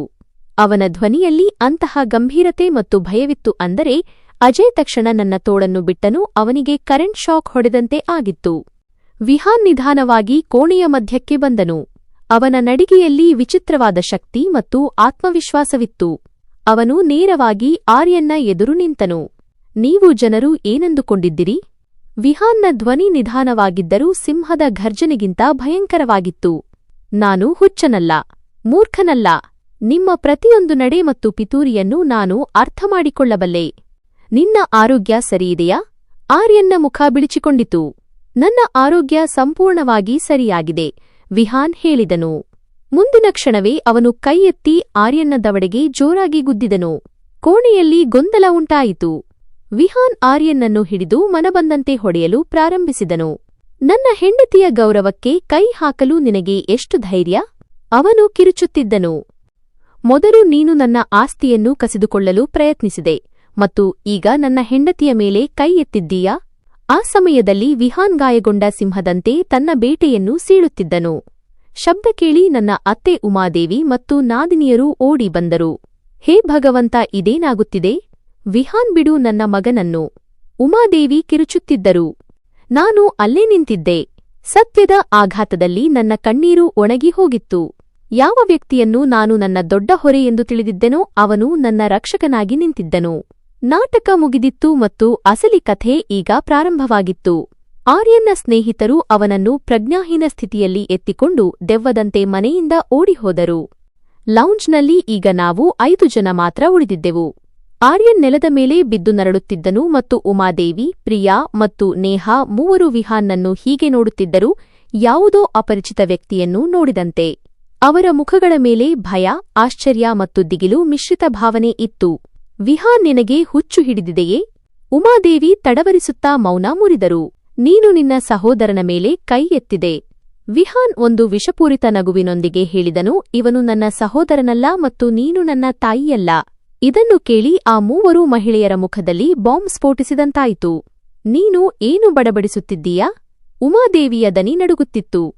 ವಿಹಾನ್ ನನ್ನ ಕಡೆಗೆ ತಿರುಗಿದನು ಮತ್ತು ಅವನ ಕಣ್ಣುಗಳಲ್ಲಿ ಒಂದು ಕ್ಷಣ ಮೃದುತ್ವ ಕಾಣಿಸಿತು. ನೀನು ಹುಷಾರಾಗಿದ್ದೀಯಾ? ನಾನು ತಲೆ ಆಡಿಸಿದೆ. ಆದರೆ ನನ್ನ ಬಾಯಿಯಿಂದ ದನಿ ಹೊರಡಲಿಲ್ಲ. ನಂತರ ಅವನು ಆ ಮೂವರ ಕಡೆಗೆ ತಿರುಗಿದನು. ನೀವು ಜನರು 20 ವರ್ಷಗಳಿಂದ ಇದನ್ನೇ ಮಾಡುತ್ತಾ ಬಂದಿದ್ದೀರಿ. ನಾನು ಎಲ್ಲವನ್ನೂ ಕೇಳಿದ್ದೆ. ಯಾವಾಗ ನನ್ನ ತಂದೆ ತೀರಿಕೊಂಡರೋ ನಾನು ಅಡಗಿಕೊಂಡು ಎಲ್ಲವನ್ನೂ ಕೇಳಿಸಿಕೊಳ್ಳುತ್ತಿದ್ದೆ. ಆರ್ಯನ್ ಮತ್ತು ನನ್ನ ಮಲತಾಯಿ ಏನು ಸಂಚು ರೂಪಿಸುತ್ತಿದ್ದರು ಎಂದು ನನಗೆ ತಿಳಿದಿತ್ತು. ಇದು ಸುಳ್ಳು, ಪ್ರಿಯಾ ಕಿರುಚಿದಳು. ವಿಹಾನ್ ಒಂದು ನಗು ನಕ್ಕನು, ಅದರಲ್ಲಿ ನೋವು ಮತ್ತು ವಿಜಯ ಎರಡೂ ಇತ್ತು. ನೀವು ಜನರು ನನ್ನನ್ನು ಹುಚ್ಚ ಎಂದು ಸಾಬೀತುಪಡಿಸಿ ನನ್ನ ಎಲ್ಲಾ ಆಸ್ತಿಯನ್ನು ಕಬಳಿಸಲು ಬಯಸಿದ್ದೀರಿ ಎಂದು ನಾನು ಕೇಳಿಸಿಕೊಂಡಿದ್ದೆ. ನನ್ನನ್ನು ಹುಚ್ಚಾಸ್ಪತ್ರೆಗೆ ಎಸೆಯಲು ಬಯಸಿದ್ದಿರಿ. ನಾನಾಗ ಮಗುವಾಗಿದ್ದೆ. ಭಯಗೊಂಡು ನೀವು ನನ್ನನ್ನು ಏನನ್ನಾಗಿ ಮಾಡಲು ಬಯಸಿದ್ದಿರೋ ಅದೇ ರೀತಿ ವರ್ತಿಸಲು ಪ್ರಾರಂಭಿಸಿದೆ. 20 ವರ್ಷಗಳ ಕಾಲ ನಾನು ಈ ಮನೆಯಲ್ಲಿ ಒಂದು ನೆರಳಿನಂತೆ ಇದ್ದೆ. ನಿಮ್ಮ ಪ್ರತಿಯೊಂದು ಮಾತನ್ನೂ ಕೇಳಿದೆ, ಪ್ರತಿಯೊಂದು ಸಂಚನ್ನೂ ನೋಡಿದೆ. ಅವನು ಆರ್ಯನ್ ಕಡೆಗೆ ಬೆರಳು ಮಾಡಿದನು. ನೀನು ವ್ಯವಹಾರದಿಂದ ಕೋಟ್ಯಂತರ ರೂಪಾಯಿಗಳನ್ನು ಕದ್ದೆ ಮತ್ತು ನೀವು ಇಬ್ಬರೂ ಸೇರಿ ನನ್ನ ತಂದೆಯ ಆಭರಣಗಳನ್ನು ಮಾರಿಬಿಟ್ಟಿರಿ. ನೀವೆಲ್ಲರೂ ನನ್ನ ತಂದೆಯ ಸಂಪತ್ತಿನ ಮೇಲೆ ಮೋಜು ಮಸ್ತಿ ಮಾಡಿದಿರಿ ಮತ್ತು ನನ್ನನ್ನು ಮೂಲೆಯಲ್ಲಿ ಎಸೆದಿರಿ. ಉಮಾದೇವಿಯ ಬಳಿ ಮಾತನಾಡಲು ಪದಗಳೇ ಇರಲಿಲ್ಲ. ವಿಹಾನ್ ಮುಂದುವರೆಸಿದನು, ಈ ಹುಡುಗಿಯ ಜೊತೆ ನನ್ನ ಮದುವೆ ಮಾಡಿಸಿ ನನಗೆ ನಿಗಾವಣೆಯ ಅವಶ್ಯಕತೆ ಇದೆ ಎಂದು ನ್ಯಾಯಾಲಯದಲ್ಲಿ ಸಾಬೀತುಪಡಿಸಬಹುದು ಎಂದು ನೀವು ಅಂದುಕೊಂಡಿದ್ದಿರಿ. ಇದು ನಿಮ್ಮ ಕೊನೆಯ ತಂತ್ರವಾಗಿತ್ತು. ಆದರೆ ನೀವು ಒಂದು ತಪ್ಪು ಮಾಡಿದಿರಿ. ನನ್ನ ಉಳಿವಿಗಾಗಿ ನೀವು ಈ ಮನೆಯಲ್ಲಿ ಯಾರಲ್ಲಿ ಇನ್ನೂ ಆತ್ಮಸಾಕ್ಷಿ ಜೀವಂತವಾಗಿದೆಯೋ ಅಂತಹ ಒಬ್ಬ ವ್ಯಕ್ತಿಯನ್ನು ಕರೆತಂದಿರಿ. ಅವನು ನನ್ನ ಕಡೆಗೆ ನೋಡಿದನು ಮತ್ತು ನನ್ನ ಕಣ್ಣುಗಳಲ್ಲಿ ಕಣ್ಣಿಟ್ಟು ಹೇಳಿದನು, ನನ್ನಿಂದಾಗಿ ನೀನು ಸಹಿಸಬೇಕಾದ ನೋವಿಗೆ ನಾನು ಕ್ಷಮೆಯಾಚಿಸುತ್ತೇನೆ. ಆದರೆ ಇನ್ನು ಮುಂದೆ ಹೀಗಾಗುವುದಿಲ್ಲ. ನಂತರ ಅವನು ಫೋನ್ ಎತ್ತಿಕೊಂಡು ಒಂದು ಸಂಖ್ಯೆಗೆ ಕರೆ ಮಾಡಿದನು. ಹಲೋ ವಕೀಲರೇ, ನಾನು ವಿಹಾನ್ ಮಾತನಾಡುತ್ತಿದ್ದೇನೆ. ನಾಳೆ ಬೆಳಗ್ಗೆ 10 ಗಂಟೆಗೆ ಎಲ್ಲಾ ದಾಖಲೆಗಳೊಂದಿಗೆ ಮನೆಗೆ ಬನ್ನಿ. ಫೋನಿಟ್ಟು ಅವನು ಉಮಾದೇವಿಯ ಕಡೆಗೆ ನೋಡಿದನು. ನಿಮ್ಮ ಮುಂದೆ 2 ದಾರಿಗಳಿವೆ. ಒಂದು, ಈ ರಾತ್ರಿಯೇ ಸುಮ್ಮನೆ ಈ ಮನೆಯಿಂದ ಹೊರಟು ಹೋಗಿ. ಕೇವಲ ನಿಮ್ಮ ಬಟ್ಟೆಗಳನ್ನು ತೆಗೆದುಕೊಂಡು ಹೋಗಬಹುದು. ಅಥವಾ ನಾಳೆ ನನ್ನ ವಕೀಲರು ಮತ್ತು ಪೊಲೀಸರನ್ನು ಎದುರಿಸಿ. ನನ್ನ ಹತ್ತಿರ ನಿಮ್ಮ ವಿರುದ್ಧ ವಂಚನೆ, ಕೊಲೆ ಮತ್ತು ಸಂಚು ರೂಪಿಸಿದ ಎಲ್ಲಾ ಸಾಕ್ಷ್ಯಗಳಿವೆ. ಆರ್ಯನ್ ನೋವಿನಿಂದ ನರಳುತ್ತಿದ್ದನು. ದ್ವೇಷದಿಂದ ಹೇಳಿದನು, ನೀನು ಇದಕ್ಕೆ ಬೆಲೆ ತೆರಬೇಕಾಗುತ್ತದೆ. ಬೆಲೆಯನ್ನು ನೀವು 20 ವರ್ಷಗಳಿಂದ ವಸೂಲಿ ಮಾಡುತ್ತಿದ್ದಿರಿ. ವಿಹಾನ್ ತಲೆ ಆಡಿಸುತ್ತಾ ಉತ್ತರಿಸಿದನು, ಈಗ ಲೆಕ್ಕ ಚುಕ್ತಾ ಮಾಡುವ ಸರದಿ. ಅವನು ಮುಂದೆ ಬಂದು ನನ್ನ ಕೈ ಹಿಡಿದನು. ಅವನ ಧ್ವನಿ ಗಟ್ಟಿಯಾಗಿತ್ತು ಮತ್ತು ಪರಿಪೂರ್ಣವಾಗಿತ್ತು. ನಡಿ ಮೀರಾ, ಅವನು ಮೃದುವಾಗಿ ಹೇಳಿದನು, ಈ ಕೊಳಕನ್ನು ಶುಚಿಗೊಳಿಸುವ ಸಮಯ ಬಂದಿದೆ. ಅವನು ನನ್ನನ್ನು ಆ ಹಾಲ್ನಲ್ಲಿದ್ದ ಧ್ವಂಸದಿಂದ ಹೊರತೆಗೆದು ನಮ್ಮ ಕೋಣೆಯ ಕಡೆಗೆ ಕರೆದೊಯ್ದನು. ಹಿಂದೆ ಉಮಾದೇವಿ, ಪ್ರಿಯಾ, ನೇಹಾ ಮತ್ತು ನೆಲದ ಮೇಲೆ ಬಿದ್ದಿದ್ದ ಆರ್ಯನ್ ತಾವು ಸೃಷ್ಟಿಸಿದ ನರಕದ ಅವಶೇಷಗಳ ಮೇಲೆ ಕುಳಿತಿದ್ದರು. ಅವರ ಸಾಮ್ರಾಜ್ಯ ಮುಗಿದು ಹೋಗಿತ್ತು ಮತ್ತು ಹೊಸ ರಾಜ ತನ್ನ ರಾಣಿಯೊಂದಿಗೆ ಸಿಂಹಾಸನವನ್ನು ಮರಳಿ ಪಡೆದಿದ್ದನು. ಕೋಣೆಗೆ ಬಂದು ವಿಹಾನ್ ಬಾಗಿಲು ಮುಚ್ಚಿದನು. ಹಾಲ್ನಿಂದ ಬರುತ್ತಿದ್ದ ನರಳಾಟ ಮತ್ತು ಚೀರಾಟಗಳು ಈಗ ಅಡಗುತ್ತಿದ್ದವು. ಇದು ಮೊದಲು ನಮ್ಮ ನಡುವೆ ಇರುತ್ತಿದ್ದ ಮೌನವಾಗಿರಲಿಲ್ಲ. ಇದು ಒಬ್ಬರನ್ನೊಬ್ಬರು ಅರ್ಥಮಾಡಿಕೊಳ್ಳುವ ಮತ್ತು ಅರಿಯುವ ಮೌನವಾಗಿತ್ತು. ನಾನು ಮೊದಲ ಬಾರಿಗೆ ವಿಹಾನ್ನನ್ನು ಅವನ ನಿಜವಾದ ರೂಪದಲ್ಲಿ ನೋಡಿದೆ.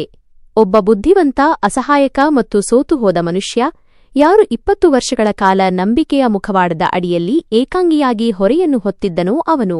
ನಡುಗುತ್ತಾ ನಾನು ಕೇಳಿದೆ, ನೀವು ಇದನ್ನೆಲ್ಲ ಒಂಟಿಯಾಗಿ ಹೇಗೆ ಸಹಿಸಿಕೊಂಡಿರಿ?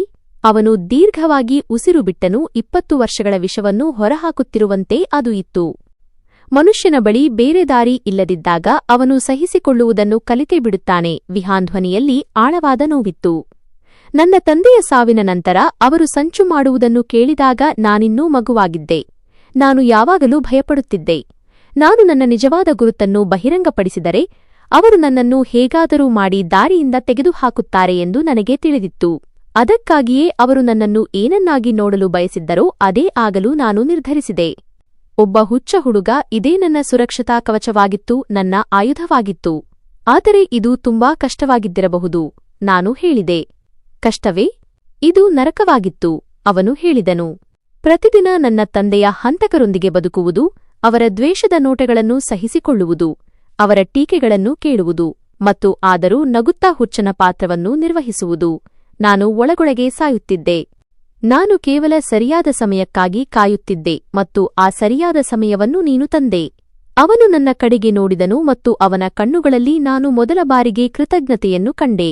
ನಾನು ನಿನ್ನನ್ನು ಅಷ್ಟೆಲ್ಲಾ ಹಿಂಸೆಗಳ ನಂತರವೂ ರಾತ್ರಿ ಎದ್ದು ದೇವರ ಮುಂದೆ ಅಳುವುದನ್ನು ನೋಡಿದಾಗ ನನಗೆ ಧೈರ್ಯ ಬಂತು. ನೀನು ಇಷ್ಟು ಧೈರ್ಯಶಾಲಿಯಾಗಬಹುದಾದರೆ ನಾನು ಕೂಡ ಈಗ ನನ್ನ ಹಕ್ಕನ್ನು ಪಡೆದುಕೊಳ್ಳಬೇಕು ಎಂದು ನನಗೆ ಅನ್ನಿಸಿತು. 20 ವರ್ಷಗಳಲ್ಲಿ ನಾನು ಒಟ್ಟುಗೂಡಿಸಲು ಆಗದ ಧೈರ್ಯವನ್ನು ನೀನು ನನಗೆ ನೀಡಿದೆ. ಅವನ ಮಾತುಗಳು ನನ್ನ ಹೃದಯವನ್ನು ಮುಟ್ಟಿದವು. ನನ್ನ ಕಣ್ಣೀರು ಹರಿಯಿತು. ಆದರೆ ಇವು ಕೇವಲ ಸಹಾನುಭೂತಿಯ ಕಣ್ಣೀರು ಆಗಿರಲಿಲ್ಲ. ಒಂದು ವಿಚಿತ್ರವಾದ ಸಂತೋಷ ಮತ್ತು ಹೆಮ್ಮೆಯ ಕಣ್ಣೀರು ಆಗಿತ್ತು. ಮರುದಿನ ಬೆಳಗ್ಗೆ 10 ಗಂಟೆಗೆ ವಕೀಲರು ಬಂದರು. ವಿಹಾನ್ ಈಗ ಸಂಪೂರ್ಣವಾಗಿ ಬದಲಾದ ವ್ಯಕ್ತಿಯಾಗಿದ್ದನು. ಅವನು ಉತ್ತಮವಾದ ಬಟ್ಟೆಗಳನ್ನು ಧರಿಸಿದ್ದನು ಮತ್ತು ಅವನ ಮುಖದಲ್ಲಿ ಮಾಲೀಕನ ಆತ್ಮವಿಶ್ವಾಸ ಮತ್ತು ಗತ್ತು ಮಿಂಚುತ್ತಿತ್ತು.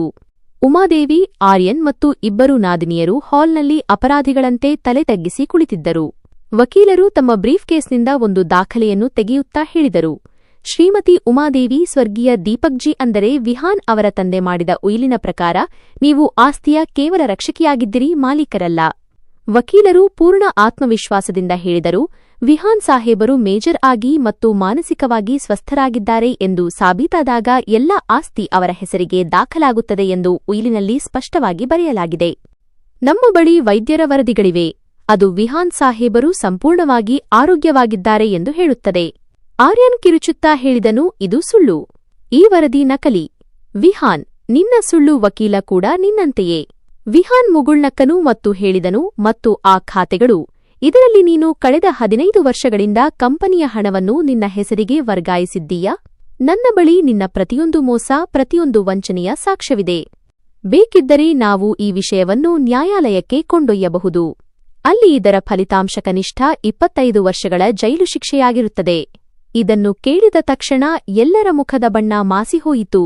ಉಮಾದೇವಿ ಮೊದಲ ಬಾರಿಗೆ ಅಸಹಾಯಕಳಾಗಿ ಹೇಳಿದಳು, ವಿಹಾನ್ ಮಗನೇ, ಹೀಗೆ ಮಾಡಬೇಡ, ನಾವು ನಿನ್ನವರು. ವಿಹಾನ್ ಕಟುವಾಗಿ ಉತ್ತರಿಸಿದನು, ಸಂಪತ್ತಿಗಾಗಿ ರಕ್ತದ ಸಂಚು ಮಾಡುವವರು ಆಪ್ತರಾಗಿರುವುದಿಲ್ಲ. ನಾನು ನಿನ್ನೆ ರಾತ್ರಿ ನಿಮಗೆ ಇಲ್ಲಿಂದ ಹೋಗಲು ಒಂದು ಅವಕಾಶ ನೀಡಿದ್ದೆ. ಈಗ ನೀವು ಅವಮಾನಿತರಾಗಿ ಹೋಗುತ್ತೀರಿ. ಅವನು ಸೆಕ್ಯುರಿಟಿ ಗಾರ್ಡ್ಗೆ ಸನ್ನೆ ಮಾಡಿದನು.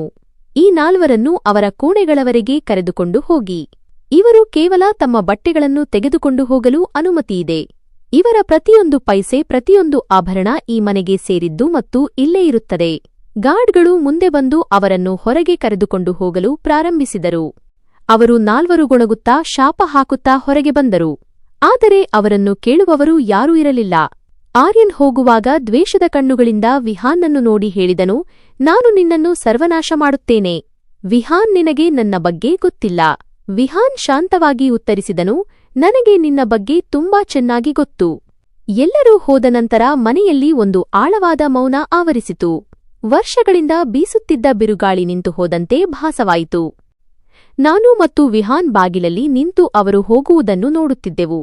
ನಾನು ಮೆಲ್ಲಗೆ ಕೇಳಿದೆ, ಎಲ್ಲಾ ಮುಗಿಯಿತಾ? ವಿಹಾನ್ ಏನೋ ಹೇಳುವಷ್ಟರಲ್ಲಿ ಅವನ ಫೋನ್ ರಿಂಗಣಿಸಿತು.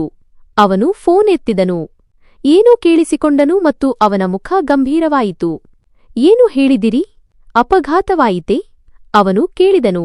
ನಂತರ ನನ್ನ ಕಡೆಗೆ ನೋಡಿ ಹೇಳಿದನು, ಆರ್ಯನ್ನ ಕಾರು ನಗರದ ಹೊರಗೆ ಒಂದು ಟ್ರಕ್ಗೆ ಡಿಕ್ಕಿ ಹೊಡೆದಿದೆ. ಆಸ್ಪತ್ರೆಯ ವಾತಾವರಣ ವಿಚಿತ್ರವಾಗಿತ್ತು. ಬಿಳಿ ಹಜಾರಗಳಲ್ಲಿ ಔಷಧಿಗಳ ವಾಸನೆ ಮತ್ತು ಒಂದು ಅಪರಿಚಿತ ಭಯ ಹರಡಿತ್ತು. ವಿಹಾನ್ ನನಗೆ ಕಾರಿನಲ್ಲಿ ಕಾಯಲು ಹೇಳಿದನು ಮತ್ತು ತಾನು ಒಳಗೆ ಹೋದನು. ಅವನು ಆರ್ಯನ್ನ ಸ್ಥಿತಿಯನ್ನು ತಿಳಿಯಲು ಹೋಗಿರಲಿಲ್ಲ. ಬದಲಾಗಿ ಯಾರು ಅವನ ಜೀವನದ 20 ವರ್ಷಗಳನ್ನು ಹಾಳು ಮಾಡಿದ್ದರೋ ಆ ವ್ಯಕ್ತಿಯ ಕೊನೆಯ ಉಸಿರನ್ನು ಖಚಿತಪಡಿಸಿಕೊಳ್ಳಲು ಹೋಗಿದ್ದನು. ಸ್ವಲ್ಪ ಸಮಯದ ನಂತರ ಅವನು ಮರಳಿದನು. ಅವನ ಮುಖ ಶಾಂತವಾಗಿತ್ತು, ಆದರೆ ಕಣ್ಣುಗಳಲ್ಲಿ ಬಿರುಗಾಳಿ ಶಾಂತವಾದಂತಹ ನೆಮ್ಮದಿ ಇತ್ತು. ಅವನು ಕಾರು ಓಡಿಸುತ್ತಾ ಹೇಳಿದನು, ವೈದ್ಯರು ಹೇಳುತ್ತಾರೆ ಅವನು ಬದುಕಿರುತ್ತಾನೆ. ಆದರೆ ಬಹುಶಃ ಎಂದಿಗೂ ತನ್ನ ಕಾಲಿನ ಮೇಲೆ ನಿಲ್ಲಲು ಸಾಧ್ಯವಾಗುವುದಿಲ್ಲವಂತೆ. ಅವನ ಅಹಂಕಾರ, ಅವನ ಶಕ್ತಿ ಎಲ್ಲವೂ ಒಂದು ಗಾಲಿಕುರ್ಚಿಗೆ ಸೀಮಿತವಾಗಿದೆ. ದಾರಿಯಲ್ಲಿ ಉಮಾದೇವಿ ಮತ್ತು 2 ಸಹೋದರಿಯರು ಸಿಕ್ಕಿದರು. ಅವರ ಮುಖಗಳಲ್ಲಿ ಈಗ ಶ್ರೀಮಂತಿಕೆಯ ಹೊಳಪಿರಲಿಲ್ಲ. ಬದಲಾಗಿ ಭಿಕ್ಷುಕರಂತಹ ಅಸಹಾಯಕತೆ ಇತ್ತು. ಅವರ ದುಬಾರಿ ಬಟ್ಟೆಗಳು ಆಸ್ಪತ್ರೆಯ ಧೂಳಿನಲ್ಲಿ ಮುಳುಗಿದ್ದವು ಮತ್ತು ಕಣ್ಣುಗಳು ಒಣಗಿದ್ದವು. ಉಮಾದೇವಿ ಕಿರುಚುತ್ತಾ ಹೇಳಿದಳು, ನೋಡು, ನೀನು ನಿನ್ನ ಸಹೋದರನ ಸ್ಥಿತಿಯನ್ನು ಏನೂ ಮಾಡಿದೆ. ವಿಹಾನ್ ಕಾರು ನಿಲ್ಲಿಸದೆ ತಣ್ಣನೆಯ ಸ್ವರದಲ್ಲಿ ಉತ್ತರಿಸಿದನು, ನಾನು ಏನೂ ಮಾಡಿಲ್ಲ. ಇದು ಅವನ ಸ್ವಂತ ಅಹಂಕಾರ ಮತ್ತು ಹುಚ್ಚುತನದ ಫಲಿತಾಂಶ. ದೇವರು ಅಪರಾಧ ಮಾಡಿದವನಿಗೆ ಮಾತ್ರ ಶಿಕ್ಷೆ ನೀಡಿದ್ದಾನೆ. ಹೀಗೆ ಹೇಳಿ ಅವನು ಕಾರಿನ ವೇಗವನ್ನು ಹೆಚ್ಚಿಸಿದನು. ಅವನು ಹಿಂದಿರುಗಿ ನೋಡಲೂ ಇಲ್ಲ. ಅವನಿಗೆ ಆ ಬಾಗಿಲು ಶಾಶ್ವತವಾಗಿ ಮುಚ್ಚಿಹೋಗಿತ್ತು. ಮುಂದಿನ ಕೆಲವು ವಾರಗಳು ತುಂಬಾ ಬ್ಯೂಸಿಯಾಗಿ ಕಳೆದವು. ವಿಹಾನ್ ವ್ಯವಹಾರವನ್ನು ಎಷ್ಟು ಬುದ್ಧಿವಂತಿಕೆ ಮತ್ತು ಚಾಕಚಕ್ಯತೆಯಿಂದ ನಿಭಾಯಿಸಿದನೆಂದರೆ ಹಳೆಯ ಉದ್ಯೋಗಿಗಳು ಆಶ್ಚರ್ಯಚಕಿತರಾದರು. ಅವನು ತನ್ನ ತಂದೆಯ ನಿಷ್ಠಾವಂತ ಜನರನ್ನು ಮರಳಿ ಕರೆಸಿದನು ಮತ್ತು ಆರ್ಯನ್ನ ಎಲ್ಲಾ ಚಮಚಾಗಳು ಮತ್ತು ಭ್ರಷ್ಟ ಸಹಚರರನ್ನು ತೆಗೆದುಹಾಕಿದನು. ಈಗ ಮನೆ ನಿಜವಾಗಿಯೂ ಒಂದು ಶಾಂತ ಮತ್ತು ನೆಮ್ಮದಿಯ ತಾಣವಾಗಿತ್ತು. ಒಂದು ಬೆಳಿಗ್ಗೆ ವಕೀಲರು ಬಂದರು. ಅವರ ಕೈಯಲ್ಲಿ ಕೆಲವು ದಾಖಲೆಗಳಿದ್ದವು. ಅವರು ಹೇಳಿದರು, ಸರ್, ನಿಮ್ಮ ಆದೇಶದಂತೆ ನಾನು ಪ್ರಿಯಾ ಮತ್ತು ನೇಹಾ ಅವರ ಗಂಡನ ಮನೆಯವರಿಗೆ ಕಾನೂನು ನೋಟಿಸ್ ಕಳುಹಿಸಿದ್ದೇನೆ. ಆ 2 ನಿಮ್ಮ ಆಸ್ತಿಯಲ್ಲಿ ಯಾವುದೇ ಪಾಲು ಇಲ್ಲ ಎಂಬುದು ಈಗ ಸ್ಪಷ್ಟವಾಗಿದೆ. ವಕೀಲರು ನಗುತ್ತಾ ಹೇಳಿದರು, ಪ್ರಿಯಾಳ ಪತಿ 1 ವಾರದೊಳಗೆ ವಿಚ್ಛೇದನದ ಪತ್ರಗಳನ್ನು ಕಳುಹಿಸಿದ್ದಾರೆ. ನೀವು ಅವರ ಮುಳುಗುತ್ತಿರುವ ವ್ಯವಹಾರವನ್ನು ನೋಡಿಕೊಳ್ಳುತ್ತೀರಿ ಎಂದು ಅವರ ಕುಟುಂಬದವರು ನಂಬಿದ್ದರು. ಆ ಭರವಸೆ ಮುಗಿದಾಗ ಸಂಬಂಧವೂ ಮುಗಿದುಹೋಯಿತು. ಅವರು ಪ್ರಿಯಾಳಿಗೆ ಅವಳ ಸಾಮಾನುಗಳನ್ನು ಕೊಟ್ಟು ಅವಳ ತಾಯಿಯ ಮನೆಗೆ ಕಳುಹಿಸಿದ್ದಾರೆ. ಅಂತಸ್ತಿಲ್ಲದ ಸೊಸೆ ಅವರಿಗೆ ಬೇಡವಂತೆ. ವಿಹಾನ್ ದೀರ್ಘವಾಗಿ ಉಸಿರು ಬಿಟ್ಟನು ಮತ್ತು ಹೇಳಿದನು, ದುರಾಸೆಯ ಮುಂದೆ ಸಂಬಂಧಗಳು ಹೀಗೆಯೇ ಮುರಿದು ಹೋಗುತ್ತವೆ. ಕೆಲವು ವಾರಗಳ ನಂತರ ಅವನು ನನಗೆ ಇದ್ದಕ್ಕಿದ್ದಂತೆ ಹೇಳಿದನು, ತಯಾರಾಗು, ನಾವು ನಿನ್ನ ಮನೆಗೆ ಹೋಗುತ್ತಿದ್ದೇವೆ. ನಾವು ಒಂದು ಸಾಧಾರಣ ಕಾರಿನಲ್ಲಿ ನಮ್ಮ ಹಳ್ಳಿಯ ಕಡೆಗೆ ಹೊರಟೆವು. ಕಾರು ಬೀದಿಯನ್ನು ಪ್ರವೇಶಿಸಿದಾಗ ಎಲ್ಲಾ ಜನರು ಆಶ್ಚರ್ಯದಿಂದ ನಮ್ಮನ್ನು ನೋಡುತ್ತಿದ್ದರು. ಅಮ್ಮ ಮತ್ತು ಅಪ್ಪ ನಮ್ಮನ್ನು ನೋಡಿ ಓಡುತ್ತಾ ಹೊರಗೆ ಬಂದರು. ಅಮ್ಮ ಮೊದಲಿಗಿಂತ ಹೆಚ್ಚು ಆರೋಗ್ಯವಾಗಿ ಕಾಣುತ್ತಿದ್ದರು. ಅವರ ಮುಖದಲ್ಲಿ ಮತ್ತೆ ಆರೋಗ್ಯದ ಕಳೆ ಮರಳಿತ್ತು. ನನ್ನ ಮಗು ಅಮ್ಮ ನನ್ನನ್ನು ಅಪ್ಪಿಕೊಂಡು ಬಿಕ್ಕಿ ಬಿಕ್ಕಿ ಅತ್ತರು. ನಾವು ನಿನ್ನ ಚಿಂತೆಯಲ್ಲಿ ಕರಗಿ ಹೋಗಿದ್ದೆವು. ದೇವರಿಗೆ ಕೋಟಿ ಕೋಟಿ ವಂದನೆಗಳು, ನೀನು ಸಂತೋಷವಾಗಿದ್ದೀಯಾ? ನಾನು ಕಣ್ಣೆತ್ತಿ ನೋಡಿದಾಗ ವಿಹಾನ್ ಅಪ್ಪಾಜಿಯವರೊಂದಿಗೆ ಅತ್ಯಂತ ಗೌರವ ಮತ್ತು ವಿನಯದಿಂದ ಮಾತನಾಡುತ್ತಿರುವುದನ್ನು ಕಂಡೆ. ಈಗ ಅವನು ನನ್ನ ತಂದೆ ಭಯಪಟ್ಟು ಮದುವೆ ಮಾಡಿಕೊಟ್ಟ ಆ ಮಾನಸಿಕ ಅಸ್ವಸ್ಥ ವ್ಯಕ್ತಿಯಾಗಿರಲಿಲ್ಲ, ಬದಲಾಗಿ ಒಬ್ಬ ಹೆಮ್ಮೆ ಪಡುವಂತಹ ನಿಜವಾದ ಮತ್ತು ಪ್ರೀತಿಸುವ ಅಳಿಯನಾಗಿದ್ದನು. ವಿಹಾನ್ ಅಪ್ಪಾಜಿಯ ಕೈ ಹಿಡಿದು ಹೇಳಿದನು, ನಿಮ್ಮ ಮಗಳ ಕೈಯನ್ನು ನೀವು ಯಾವ ಪರಿಸ್ಥಿತಿಯಲ್ಲಿ ನನ್ನ ಕೈಗೆ ನೀಡಿದ್ದಿರಿ ಎಂದು ನನಗೆ ತಿಳಿದಿದೆ. ನಿಮ್ಮ ಮಗಳ ತ್ಯಾಗದ ಋಣವನ್ನು ನಾನು ಎಂದಿಗೂ ತೀರಿಸಲಾರೆ. ಆದರೆ ಇನ್ನು ಮುಂದೆ ಅವಳ ಕಣ್ಣಲ್ಲಿ ಎಂದಿಗೂ ನೀರು ಬರದಂತೆ ನೋಡಿಕೊಳ್ಳುತ್ತೇನೆ ಎಂದು ಮಾತು ಕೊಡುತ್ತೇನೆ. ನಾನು ಅಮ್ಮನ ಚಿಕಿತ್ಸೆ ಮತ್ತು ತಂಗಿಯರ ಓದು ಮತ್ತು ಮದುವೆಗಾಗಿ ಒಂದು ಫಂಡ್ ಮಾಡಿದ್ದೇನೆ. ಈಗ ನೀವು ಯಾವುದರ ಬಗ್ಗೆಯೂ ಚಿಂತಿಸುವ ಅಗತ್ಯವಿಲ್ಲ. ಅಪ್ಪಾಜಿಯ ಕಣ್ಣುಗಳಿಂದ ನೀರು ಹರಿಯಿತು. ಅವರು ನಡುಗುವ ಧ್ವನಿಯಲ್ಲಿ ಹೇಳಿದರು, ಮಗನೇ, ನಾನು ನನ್ನ ಮಗಳ ವ್ಯಾಪಾರ ಮಾಡಿದ್ದೆ. ನನ್ನನ್ನು ಕ್ಷಮಿಸು. ಆದರೆ ನೀನು ಆ ವ್ಯಾಪಾರವನ್ನು ಒಂದು ಅಮೂಲ್ಯ ಸಂಬಂಧವಾಗಿ ಬದಲಾಯಿಸಿದೆ. ನೀನು ನನ್ನ ಗೌರವವನ್ನು ಉಳಿಸಿದೆ. ಆ ದಿನ ನಾನು ನನ್ನ ಇಡೀ ಕುಟುಂಬದ ಕಣ್ಣುಗಳಲ್ಲಿ ನಿಜವಾದ ಸಂತೋಷವನ್ನು ಕಂಡೆ. ಆ ಸಂತೋಷವು ಸಂಪತ್ತಿನಿಂದಲ್ಲ, ಬದಲಾಗಿ ನೆಮ್ಮದಿ ಮತ್ತು ಗೌರವದಿಂದ ಸಿಗುತ್ತದೆ. ಹಿಂತಿರುಗುವ ದಾರಿಯಲ್ಲಿ ಕಾರಿನಲ್ಲಿ ಮೌನವಿತ್ತು, ಆದರೆ ಆ ಮೌನ ಶಾಂತಿಯಿಂದ ತುಂಬಿತ್ತು. ಮನೆಗೆ ತಲುಪಿದಾಗ ವಿಹಾನ್ ನನ್ನ ಕೈ ಹಿಡಿದು ಹೇಳಿದನು, ನಿಮ್ಮ ತಂದೆ ಅವರು ನಿನ್ನನ್ನು ತ್ಯಾಗ ಮಾಡಿದರು ಎಂದು ಹೇಳಿದರು. ಆದರೆ ಸತ್ಯವೇನೆಂದರೆ ನೀನು ನಿನ್ನ ಕುಟುಂಬದ ಗೌರವಕ್ಕಾಗಿ ತ್ಯಾಗ ಮಾಡಿದ್ದೆ, ಮತ್ತು ನಾನು ಆ ತ್ಯಾಗವನ್ನು ಗೌರವಿಸಲು ಬಯಸುತ್ತೇನೆ. ನಂತರ ಅವನು ಮೆಲ್ಲಗೆ ಹೇಳಿದನು, ಕೆಲವು ದಿನಗಳ ಹಿಂದೆ ವಕೀಲರು ತಂದ ಕಾಗದದಲ್ಲಿ ಎಲ್ಲ ಆಸ್ತಿ ನಿನ್ನ ಹೆಸರಿನಲ್ಲಿದೆ. ಇದು ಯಾವುದೇ ಉಪಕಾರವಲ್ಲ, ನಿನ್ನ ಹಕ್ಕು. ನೀನು ಈ ಮನೆಯ ರಾಣಿ ಮತ್ತು ನನ್ನ ಜೀವನದ ಸಂಗಾತಿ. ನಾನು ದಾಖಲೆಗಳನ್ನು ನೋಡದೆಯೇ ನನ್ನ ತಲೆಯನ್ನು ಅವನ ಎದೆಯ ಮೇಲೆ ಇಟ್ಟೆ. ನನ್ನ ಹುಡುಕಾಟ ಈಗ ಪೂರ್ಣಗೊಂಡಿತ್ತು. ನಾನು ಈ ಮನೆಯಲ್ಲಿ ಧನದ ಹುಡುಕಾಟದಲ್ಲಿ ಬಂದಿದ್ದೆ.